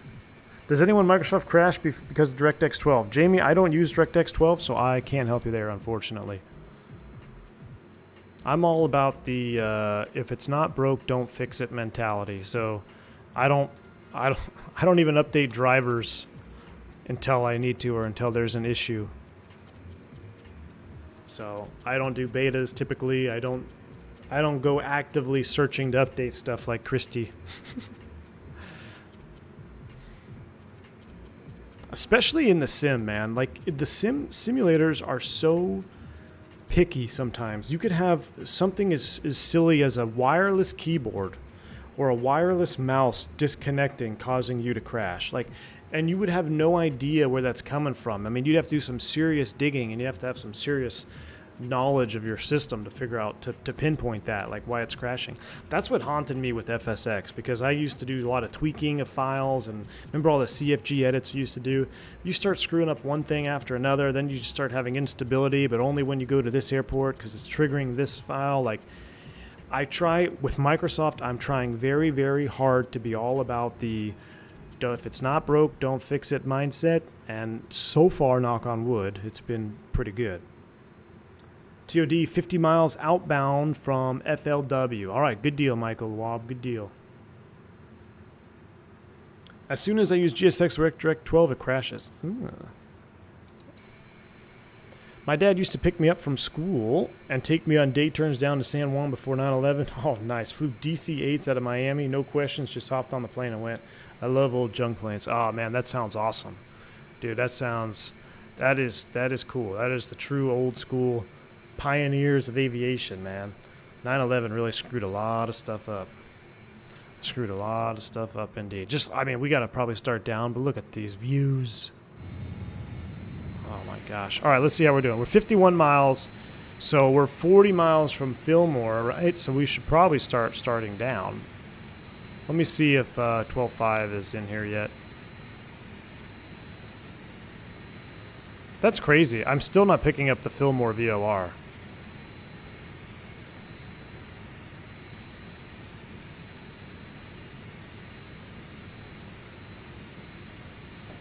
What other arrivals? Let's go back here. What other arrivals can we have? Is there anything else we can do? That's a non-RNAV. Tandy 5, that's RNAV. Everything. All right, so hold on. Let's go to the top. There's only one other one. So the Emlyn 1, what's this one about? No, that's taking us out of the way there. That's taking us way out to the west. The KO8, let's look at this one. Negative. OC RNAV, Tandy 5 is what we're on. That's it. We already looked at the Emlyn, right? Disney, we can't do Disney. Alright, so Tandy 5 is about as close as we're going to get.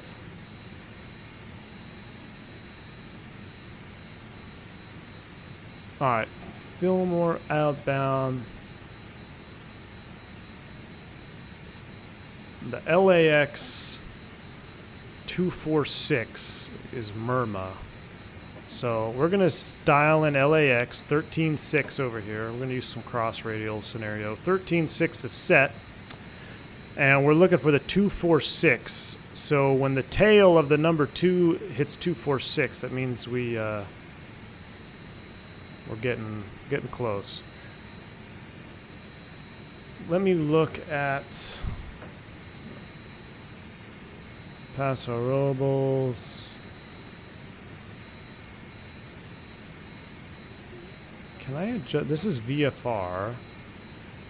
There was Avenal. FLW.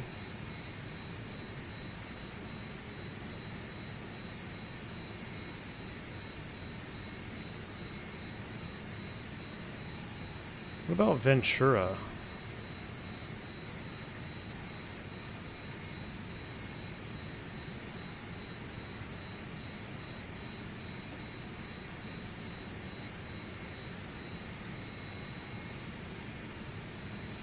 Okay, I can get the Ventura VOR. I'm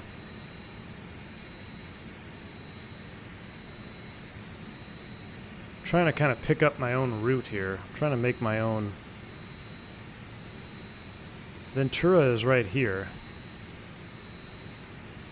And then we could, this is not an airway, but we could make it an airway. So 108.2. Why don't we do this? Why don't we go heading? We're going to turn to the right anyway. 108.2. Stop it.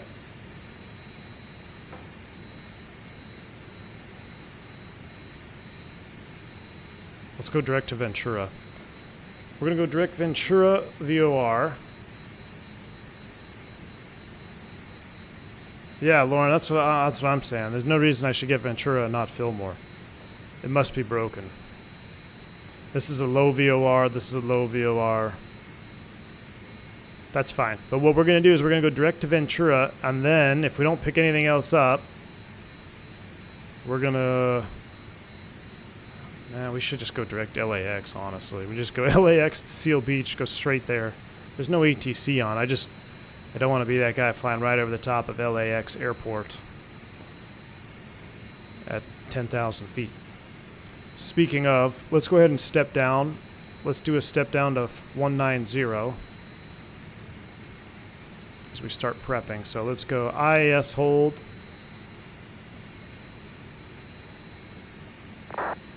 And let's go ahead and walk it back. How's our fuel? We're looking good. We burned a lot of fuel coming out here.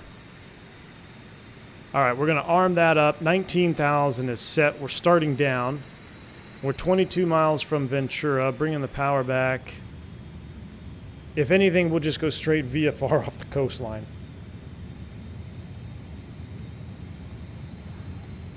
Yeah, Ventura is going to be a zigzag. But what I'm going to do is I'm probably just going to cross over LAX on the special flight route VFR. Felipe, that's a great idea, actually.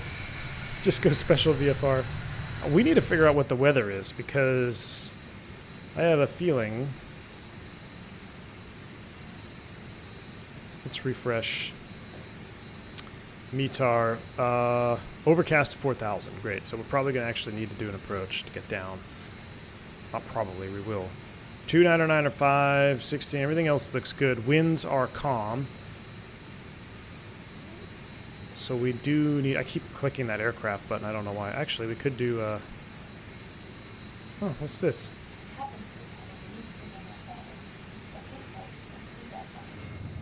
I don't know what release crew does. I thought that meant for snacks and stuff. All right, let's go to the approach. The localizer 20 ILS or localizer 20 right. If I could get Seal Beach, I could just go direct on this. Can we get Seal Beach? 15.7. I tell you what, if we can get Seal Beach on 15.7, we can go straight into the approach. Make our own rules. Come on, baby. No. Rip. And we're 11 miles from Ventura. This might be interesting, y'all. This might be very interesting. We can't get Seal Beach. Can we even get, what about Paradise? There's no reason we should get Paradise. 12.2?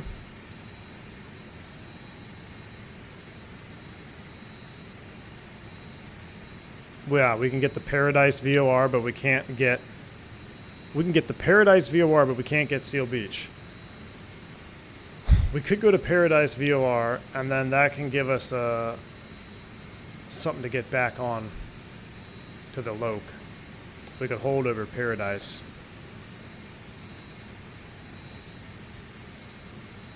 Alright, so what we're going to do, that's what we're going to do. Since we can't do Seal Beach, we're going to go direct to Paradise, and then we're going to get configured for the approach. So we're going to do 112.2. We'll put that in the active on 1. So this is what we're going to do. 112.2. Put that up there. Done. Let's get the course dialed in so it's a direct to.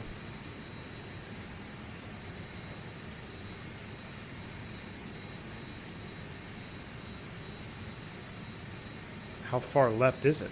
Jeez. 90 degrees left? Seriously? If someone plots that flight route, it's going to look like we're... Yeah. Oh, wow, though. Look at that. I should just fly down the coastline. And then just go VFR at like 2,500. Overcast at 5,000. Base is at 2,500. All right. We're going to get there. I'm not going to turn on position monitor or anything. We're going to get there. We're going to figure it out. But this is taking way longer than I was expecting it to take as well. So much for a second leg. I'm determined to get there in VOR mode without cheating. And no ATC. This is actually good. This is actually good training. All right, we're going direct to Paradise VOR, which is 70 miles out. Problem is I don't have a distance from here. This isn't a flyable route. It's just a cross radial. It's probably not to scale, which is kind of scary. Palmdale, 144 from Palmdale will get you there. I just wish I could get Seal Beach. That would make life so easy if we could get Seal Beach. I'm just going to leave it on VHF2 for a minute. How come we never started down?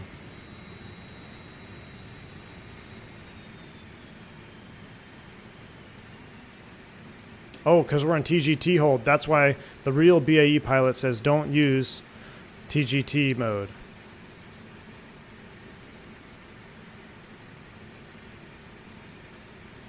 There we go, sync. Now we're going to be high.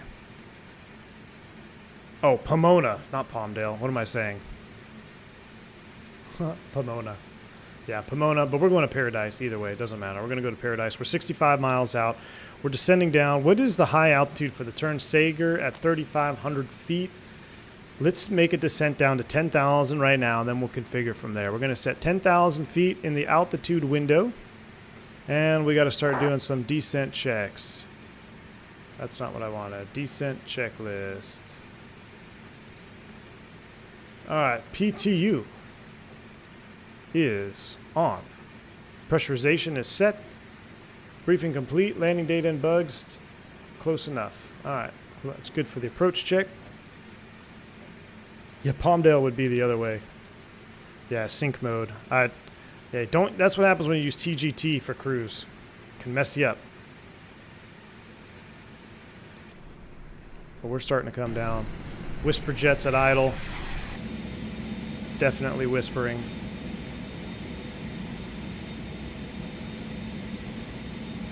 On this earthly plane. Yeah, KS. We're not going there. Let's see, somebody's already on final in LA too. All right, 57 miles out of 19.5 for 10. We're looking good, plenty of time. Oh, are we getting it now? We're getting something on nav2, ladies and gentlemen. We are getting something on nav2. Yep, and that is going to make it easy. nav2 VLOC hold, that's 15.7. That is what we want, Seal Beach. So here's our approach briefing. We're going to hit Seal Beach. After crossing the Seal Beach VOR, we're going to fly the 049. So a quick way to tell, well, not a quick way, the only way to tell which radials here are flyable routes or feeder routes. These are called feeder routes, and which are just markers. So a feeder route is going to have a distance, a bearing, and an altitude. So this is a feeder route off of Seal Beach. The 049 radial at 4,000 feet for about 18.9 miles. 060068, these are just cross radials to identify these waypoints along the ILS, which we're going to have to tune in as well. So we're going to hit Seal Beach. We're going to track outbound at 4,000 feet to the Sager intersection. We'll do a procedure turn, like raw data, which is going to be fun. I got to remember how to do that. And then we'll set up for the ILS right back into 20 right. We're going down to 10,000 feet. How many miles out? 25 miles out. We need to pick up our rate of descent a little bit. Let's bring the power back even further, which is already at there. Let's do a little bit of speed brake in there. We're already at 250 knots, so we're doing all right. A little bit of speed brake, not much. Jeez, look at that descent rate. Seal Beach is one of your favorite cities in Orange County? I was born and raised in Dana Point. Oh, good deal, man. So my best friend lives real close to Dana Point. I'm actually going to go see him when I go to John Wayne. Flying like it's 1984. Traffic Yeehaw. version 23, short bound runway 24 right, LA traffic. All right, we're going 14,000 for 10,000. Let's not crash. Let's do a reset of the altimeters. 29er That is good. Continuation of the descent. Altimeter set to cross check. Seatbelt sign. That is coming on. APU, we'll start that up.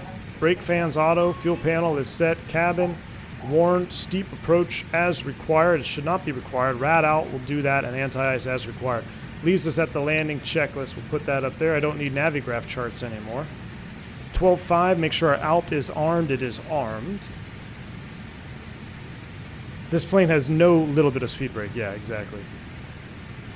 Only barn doors. Look at those things. All right, we'll go ahead and stow the speed brake. 1,000 feet to level off. And I'm actually going to go into we're still in IAS hold. I'm going to decrease that to 250 knots. And we're going to keep coming down. I'm going to set 4,000. That's a minimum altitude on the feeder route. So 4,000 is set, altitude armed. Speed brake is out, going through 10,000 feet. Let's get our landing lights on. Let's get our runway lights on. Wing lights, everything else looks good there. We'll get our logo lights on too, because why not? 10.2, we're at a 10, 250 knots. We're going to pass over, track outbound on 049. Let me set my heading bug to 049. LA traffic version 23, vacated runway 24 right, Alpha, holding short 24 left, LA traffic. About 049 there, we're 13 miles.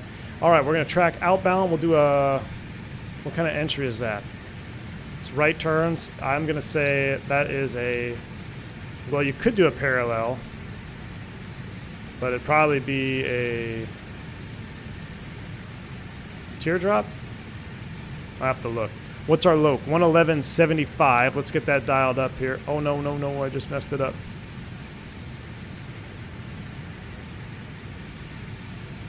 Paradise 15.7.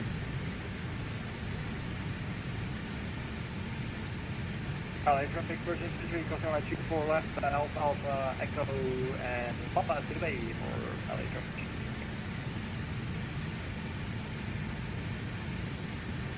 All right, 111 set in the standby. 15.7. Uh-oh. Really?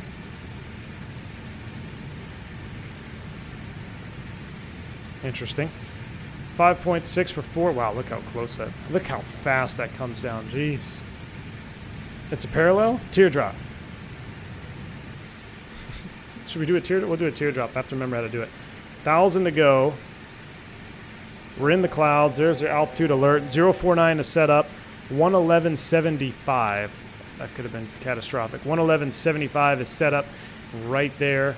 6 miles for the turn. For the landing, data and bugs, we're doing 33, which is about 125 knots. That looks good. We're cooking with gas now. Teardrop. Everyone says teardrop parallel. We're not gonna pull a Harrison Ford. We won't land on the taxiway. There's a floodlight on somewhere. Overhead panel.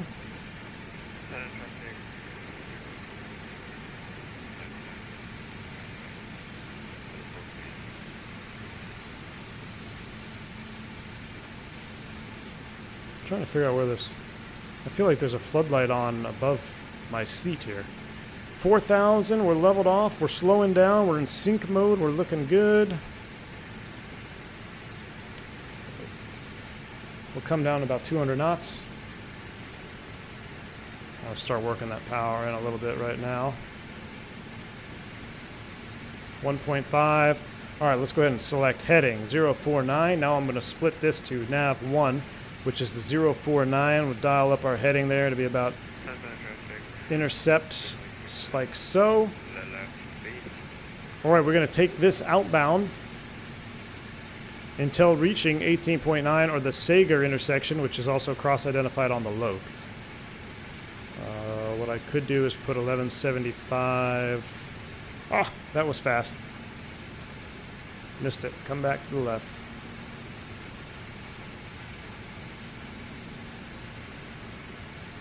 I'll go heading and we'll rearm it. Let's come back to about 180 knots.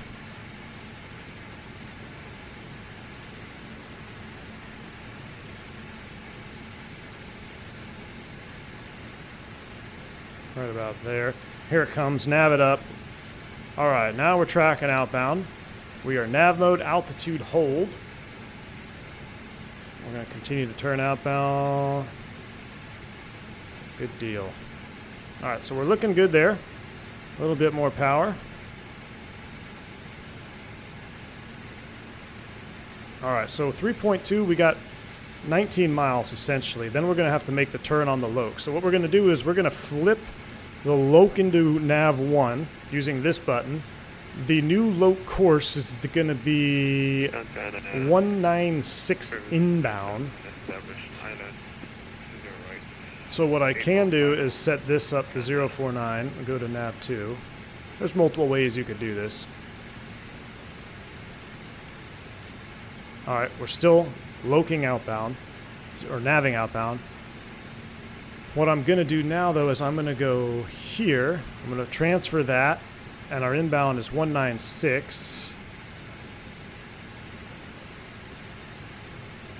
A little bit more power, getting a little slow.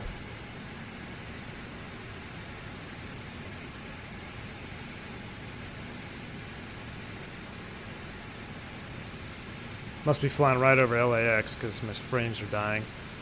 196.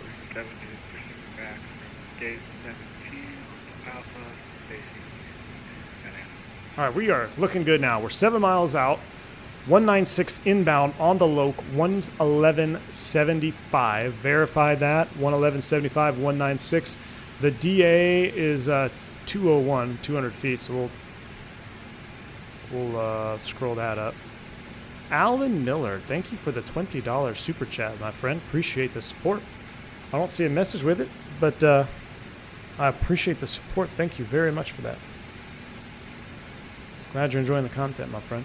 Bourbon Wings Dispatch has to step away from the desk a bit. Try not to get too much more lost. Thank you, Lauren. Appreciate the helping of us there, getting us back on course.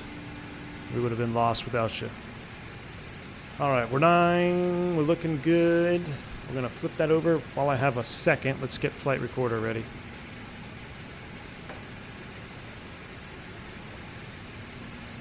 You know, we now expect a go-around for value. Oh, no.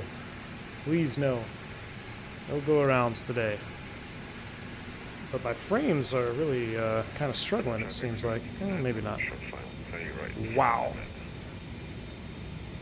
That looks awesome. But we can't be focused on that right now. We got to be focused on this. 8 miles to go. We're going to make a left turn to track outbound on the localizer, which is going to be 356 outbound. So I could put my heading bug at 356.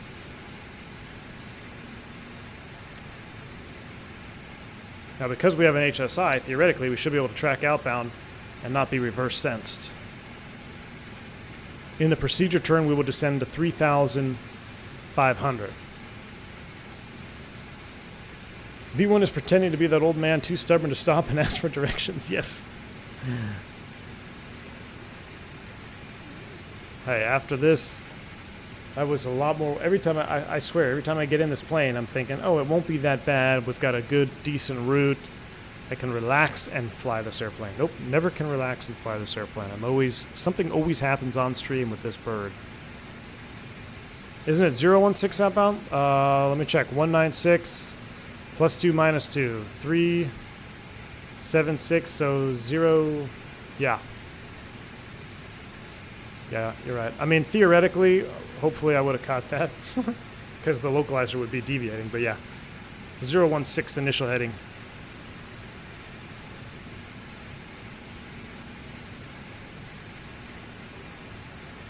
Kind of want to hide the yoke.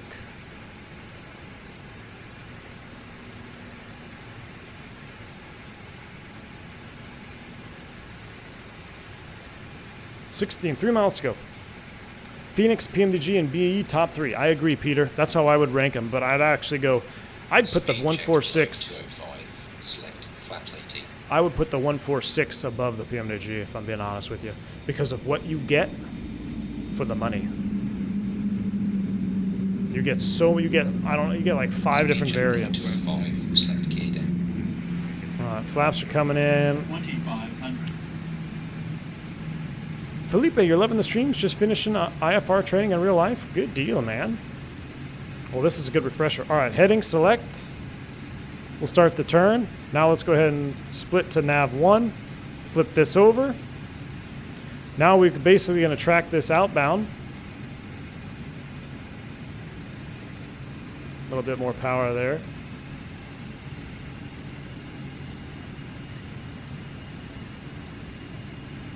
All right, we're going to follow this outbound and... Oh, actually, this would be the teardrop. Actually, I made a mistake. So all the way around.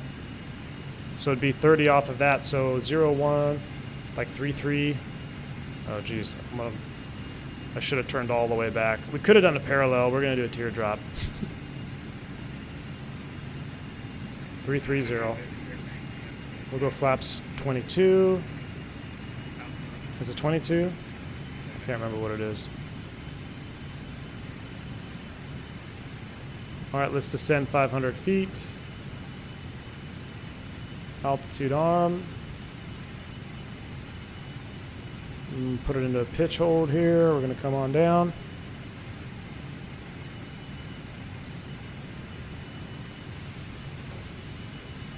And then a right turn all the way back around.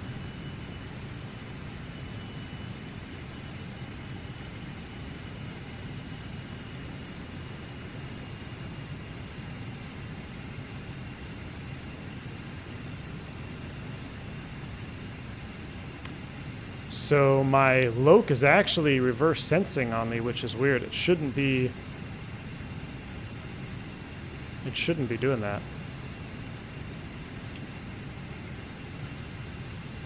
All right, right about now we will start the turn back inbound. So heading is selected, right turn all the way back around to intercept. Alt is captured, we're leveling off, get that power in, spin her all the way around about 150.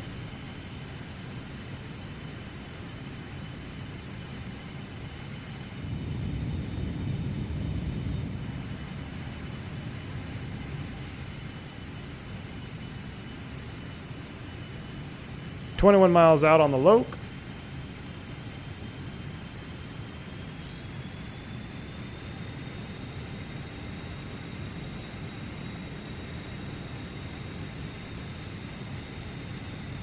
Oh, you know what? It never picked up the localizer. That never flipped over. Oh, we got problems now. 111.7. We can't pick up the localizer? Are you kidding me?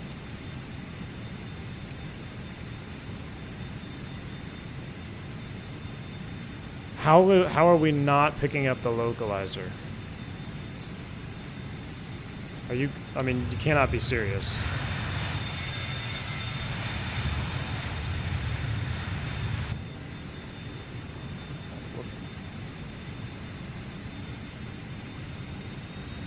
$20 miles is too far for a Microsoft loc? Alright, well, we'll fly heading. We'll go back towards it.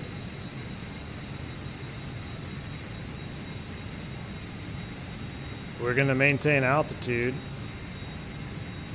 Oh, here we go. Localizer armed. Localizer captured. Jeez. We were not bad for not having any deviation. No, we don't want to use our nav switch. We're not using our nav.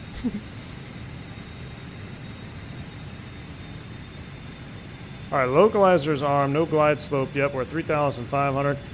Santa Ana traffic, AirCal 492. We're on a 20-mile final for 320 right, Santa Ana.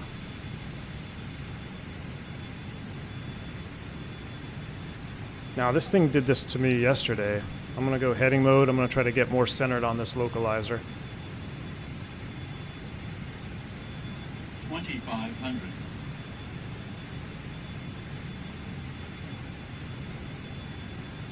Getting your fair share of dead reckoning. Getting my fair share of something, that's for sure. Come back down here. We are IMC, so it's my IMC view. Alright, now maybe it'll capture. Localizer armed. Localizer captured. Now theoretically, if I hit the approach button, it should arm. Glide slope armed. Arm is armed. Glide slope is armed.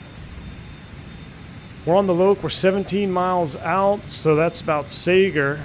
17.3 is Sager, also identified by the 256 of the 049. 3,400, 20. Our final approach fix altitude is 2,200 at Lemon. I'm going to maintain. I don't know why we climbed up. I'm going to set 2,200 here. I'm going to bump this up a little bit. We're going to do IAS hold. Altitude arm. Coming down now. There's our glide slope. The flag went away. That's good.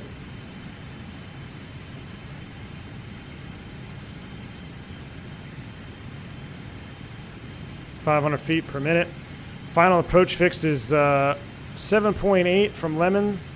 Right now we're at 15 miles, so 3,400 is our max until 12.4. So we're going to get, we want to shallow this out here a little bit. I'm going to shallow it out with power.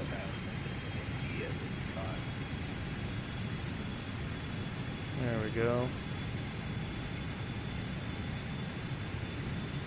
We're at 3,400 now. We're holding 3,400, about 150 knots.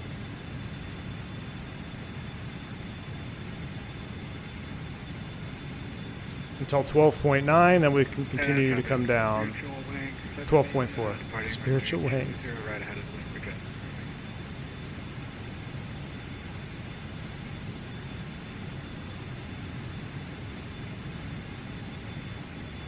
Close enough. Work that power out. We're going to start trickling down. 10 miles at 2,800. So I think we'll be all right if we continue to work down. I like holding about 150 knots here because we can easily slow up to our final. If I stay shallow, we should capture this glide slope. Nice shallow descent here, and the glide slope is going to run right into us. Glide slope captured. There we go. Glide slope captured. Established on the ILS. All right. So now I'm actually going to rebug my approach speed.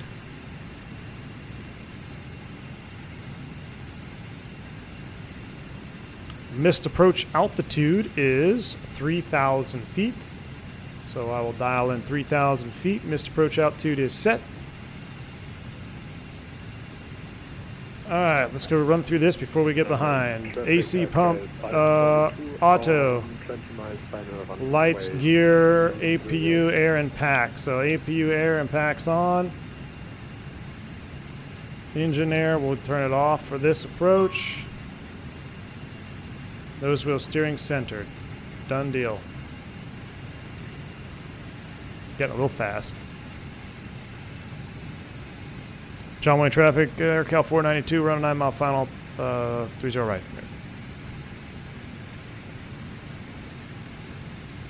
All right, let's start slowing up now. Traffic, wing 70 is climbing. Let's go gear down. 5,000. Let's go replay cam. Let's actually start the replay. We'll get the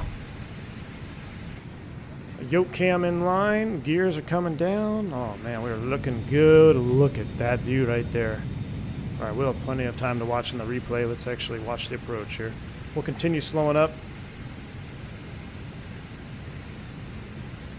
Flaps 30.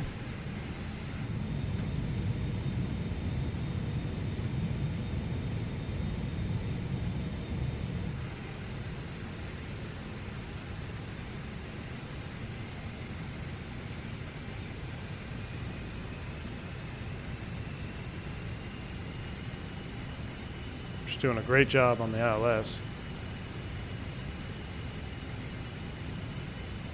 Little bit windy. Said wind's calm, but let's go flaps 33.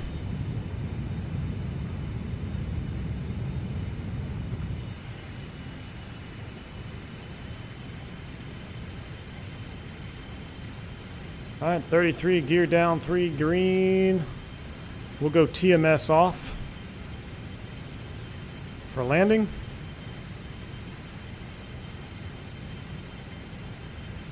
Need a cowboy accent for John Wayne. When are we testing out the ATR, the Aviator? Maybe next week, man. I'm headed back to work soon. So, all right, let's fly this puppy, shall we? Let's go autopilot off. Autopilot disconnected. Oh, don't touch anything. It should work.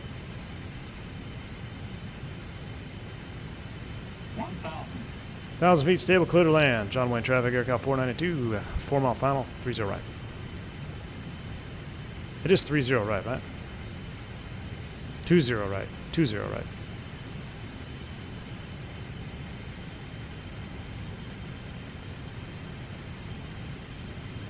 Harrison Ford. A little bit low, correcting. Charlie traffic, November 229 or key is at 8,000. Ooh, nice stutter. 6,000 using RNAV,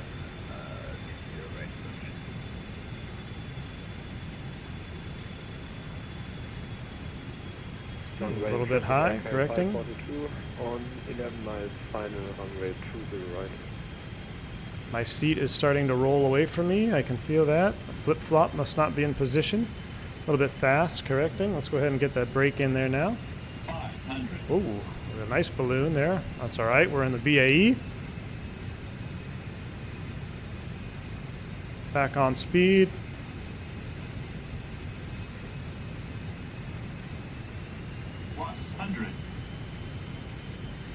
Come in 3 reds here once I clear this parking lot, typically. Just to be safe. There you go. Landing's assured. Milk that 3 red in here on this approach. No, don't want to go 4 red. Don't want to do that.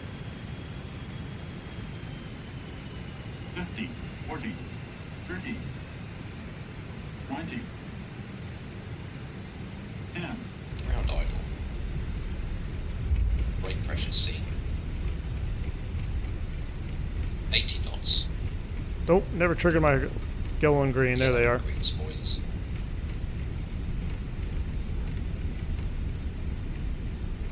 All right. 60 knots. Plopped her right down there. Frozen hard butter. 418. God, I love this airplane. Hey, but we made the turn off. I'll take it. I didn't want to float there. I did not want to float. Man, I had such a smoother one in my practice flight. Another professionally firm landing.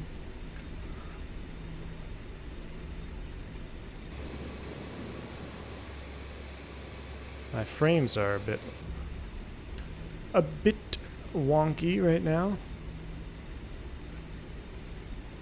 I will take a professionally firm landing. We'll go ahead and stop the recording. All right, let's clean it up. John Wayne traffic, AirCal 542 on... Landings are better, no go around this time. Right.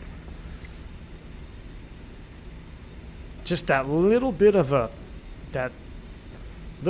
unstable or lost the stability there on short final. Got a little bit low, then I was like, well, I need to correct. Added a little bit of power, a little bit too much power on the correction. Kind of destabilized our approach. I think this is where all the good cookies are over here. ACI jet.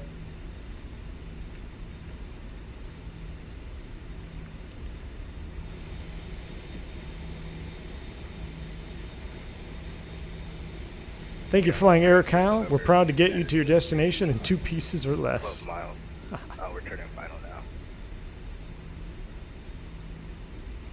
That's good, though. It's good to see this airport again before I go there. I haven't been here in real life in quite some time, so we'll do another flight into here, probably in the Phoenix coming up, just so I can go over my Airbus procedures going in here.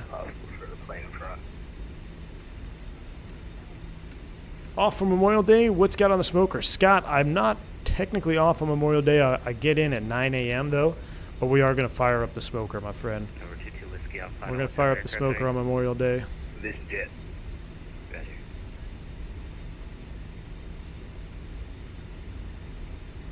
I find that sometimes in Microsoft, if one of the mains is lower, it throws the other one hard on ground, like if the suspension didn't exist. Interesting. Now imagine doing this 7 times a day. No thanks, dude. No thank you. We're going to park over here. Oh, there's already... I think there's a jet up there. Right in front of the glass up here is really sweet. But we'll park anywhere in here pretty much. Oh, I'm going to leave the lights on for replay. Oh, but you know what? I think we have to shut down anyway, don't we? For our VA. We got to end our VA flight. There is a parking spot right in front of... Oh, yeah, he took the good spot. We'll park right here.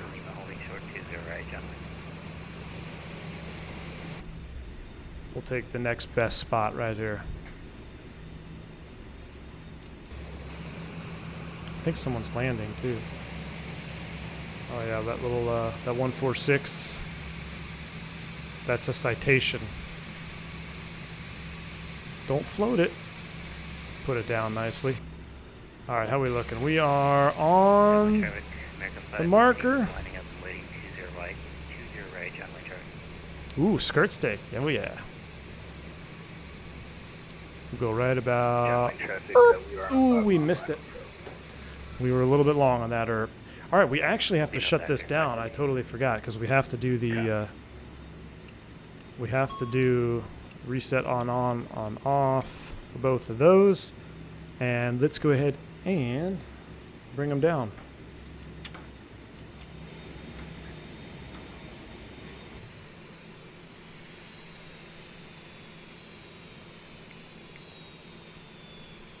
Runway traffic, aircraft 542, runway 20 right, vacated. Wing lights off, entry light can stay on.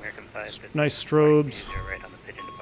We'll leave that, and let's go ahead and go.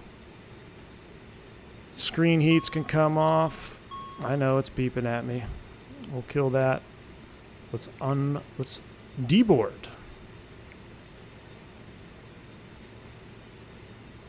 The boarding requested.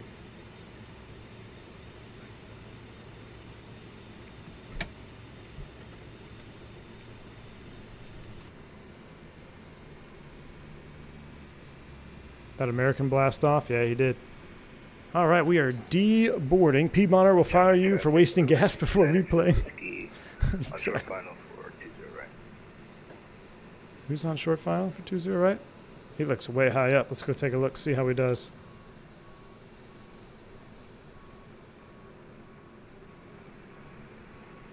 Two zero right. Who's out there?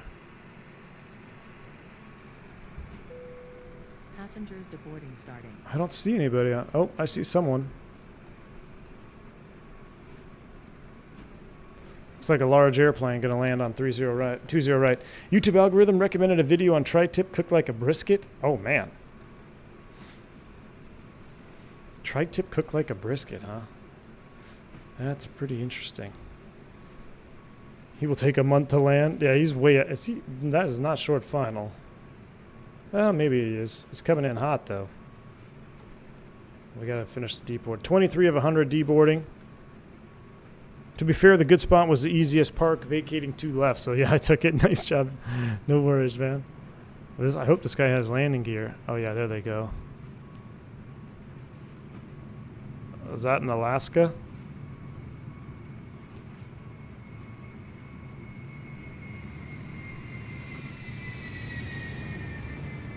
Wow, right on the marker, though.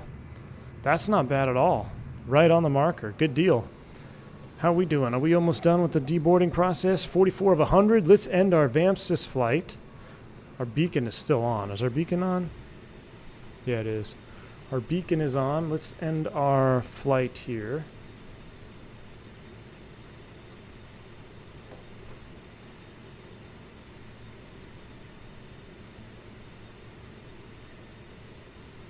Hey, look. I'll take this. This gave me a 195. A 400? Maybe this landing rate doesn't like this airplane then. Because it gave us a 0 in Denver and a 400 or something in Aspen, right? Maybe there's something funky with this one. We'll have to look at the replay. John Wayne traffic, November 229. All right, only 10 more people to go. While we're waiting, check this little airport out. I mean, this is, I don't know why I like this because I don't know if I ever use it, but I mean, you can come here and like you can look out the glass. But a really nicely done terminal here. I mean, this is really nicely done. Frames seemed much more decent when I was not streaming. I don't know if something has happened on my sim since I started the stream. Flying right over LAX maybe. But for some reason, I like it when I can have a glass, look through the glass. Report to deboard crew. Nope, we're done. We're done with them. They are done deboarding. Let's look at the replay. And let's get out of here because I am ready to go. Los Angeles traffic, Delta 25. Engines to start. We'll disconnect from VATSIM. Oh, a good bathroom, AJ. You know what? I don't recall, AJ. I'm going to have to try it out next week. How about that? I'll have to test out the bathroom next week. Let's go. Let's close that all up. I'm just going to do Cabin crew on board and restart Kutao, and we're going to go ready for takeoff. State save, and let's go replay mode and see how we did here.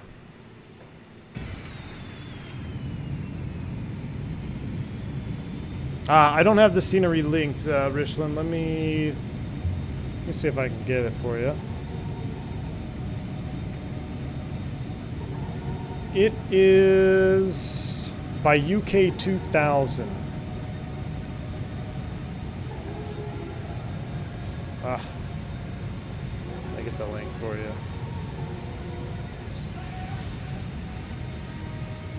That's the one you're looking for this one. That's the one I have right now. John Wayne Airport.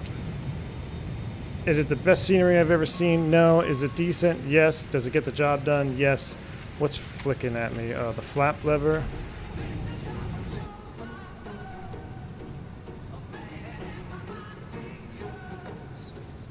We'll watch a couple of these replays here. Let's speed up to the touchdown.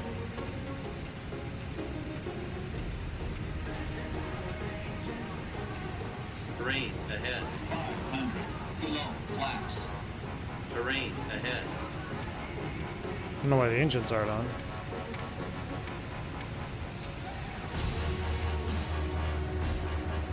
Alright, speed brake is coming out. How do we do here? Is this really a 400? Oh, what's up with my camera?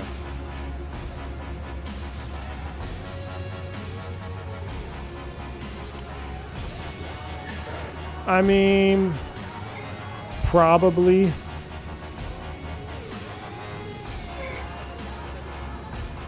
I don't know. It wasn't smooth, I'll tell you that.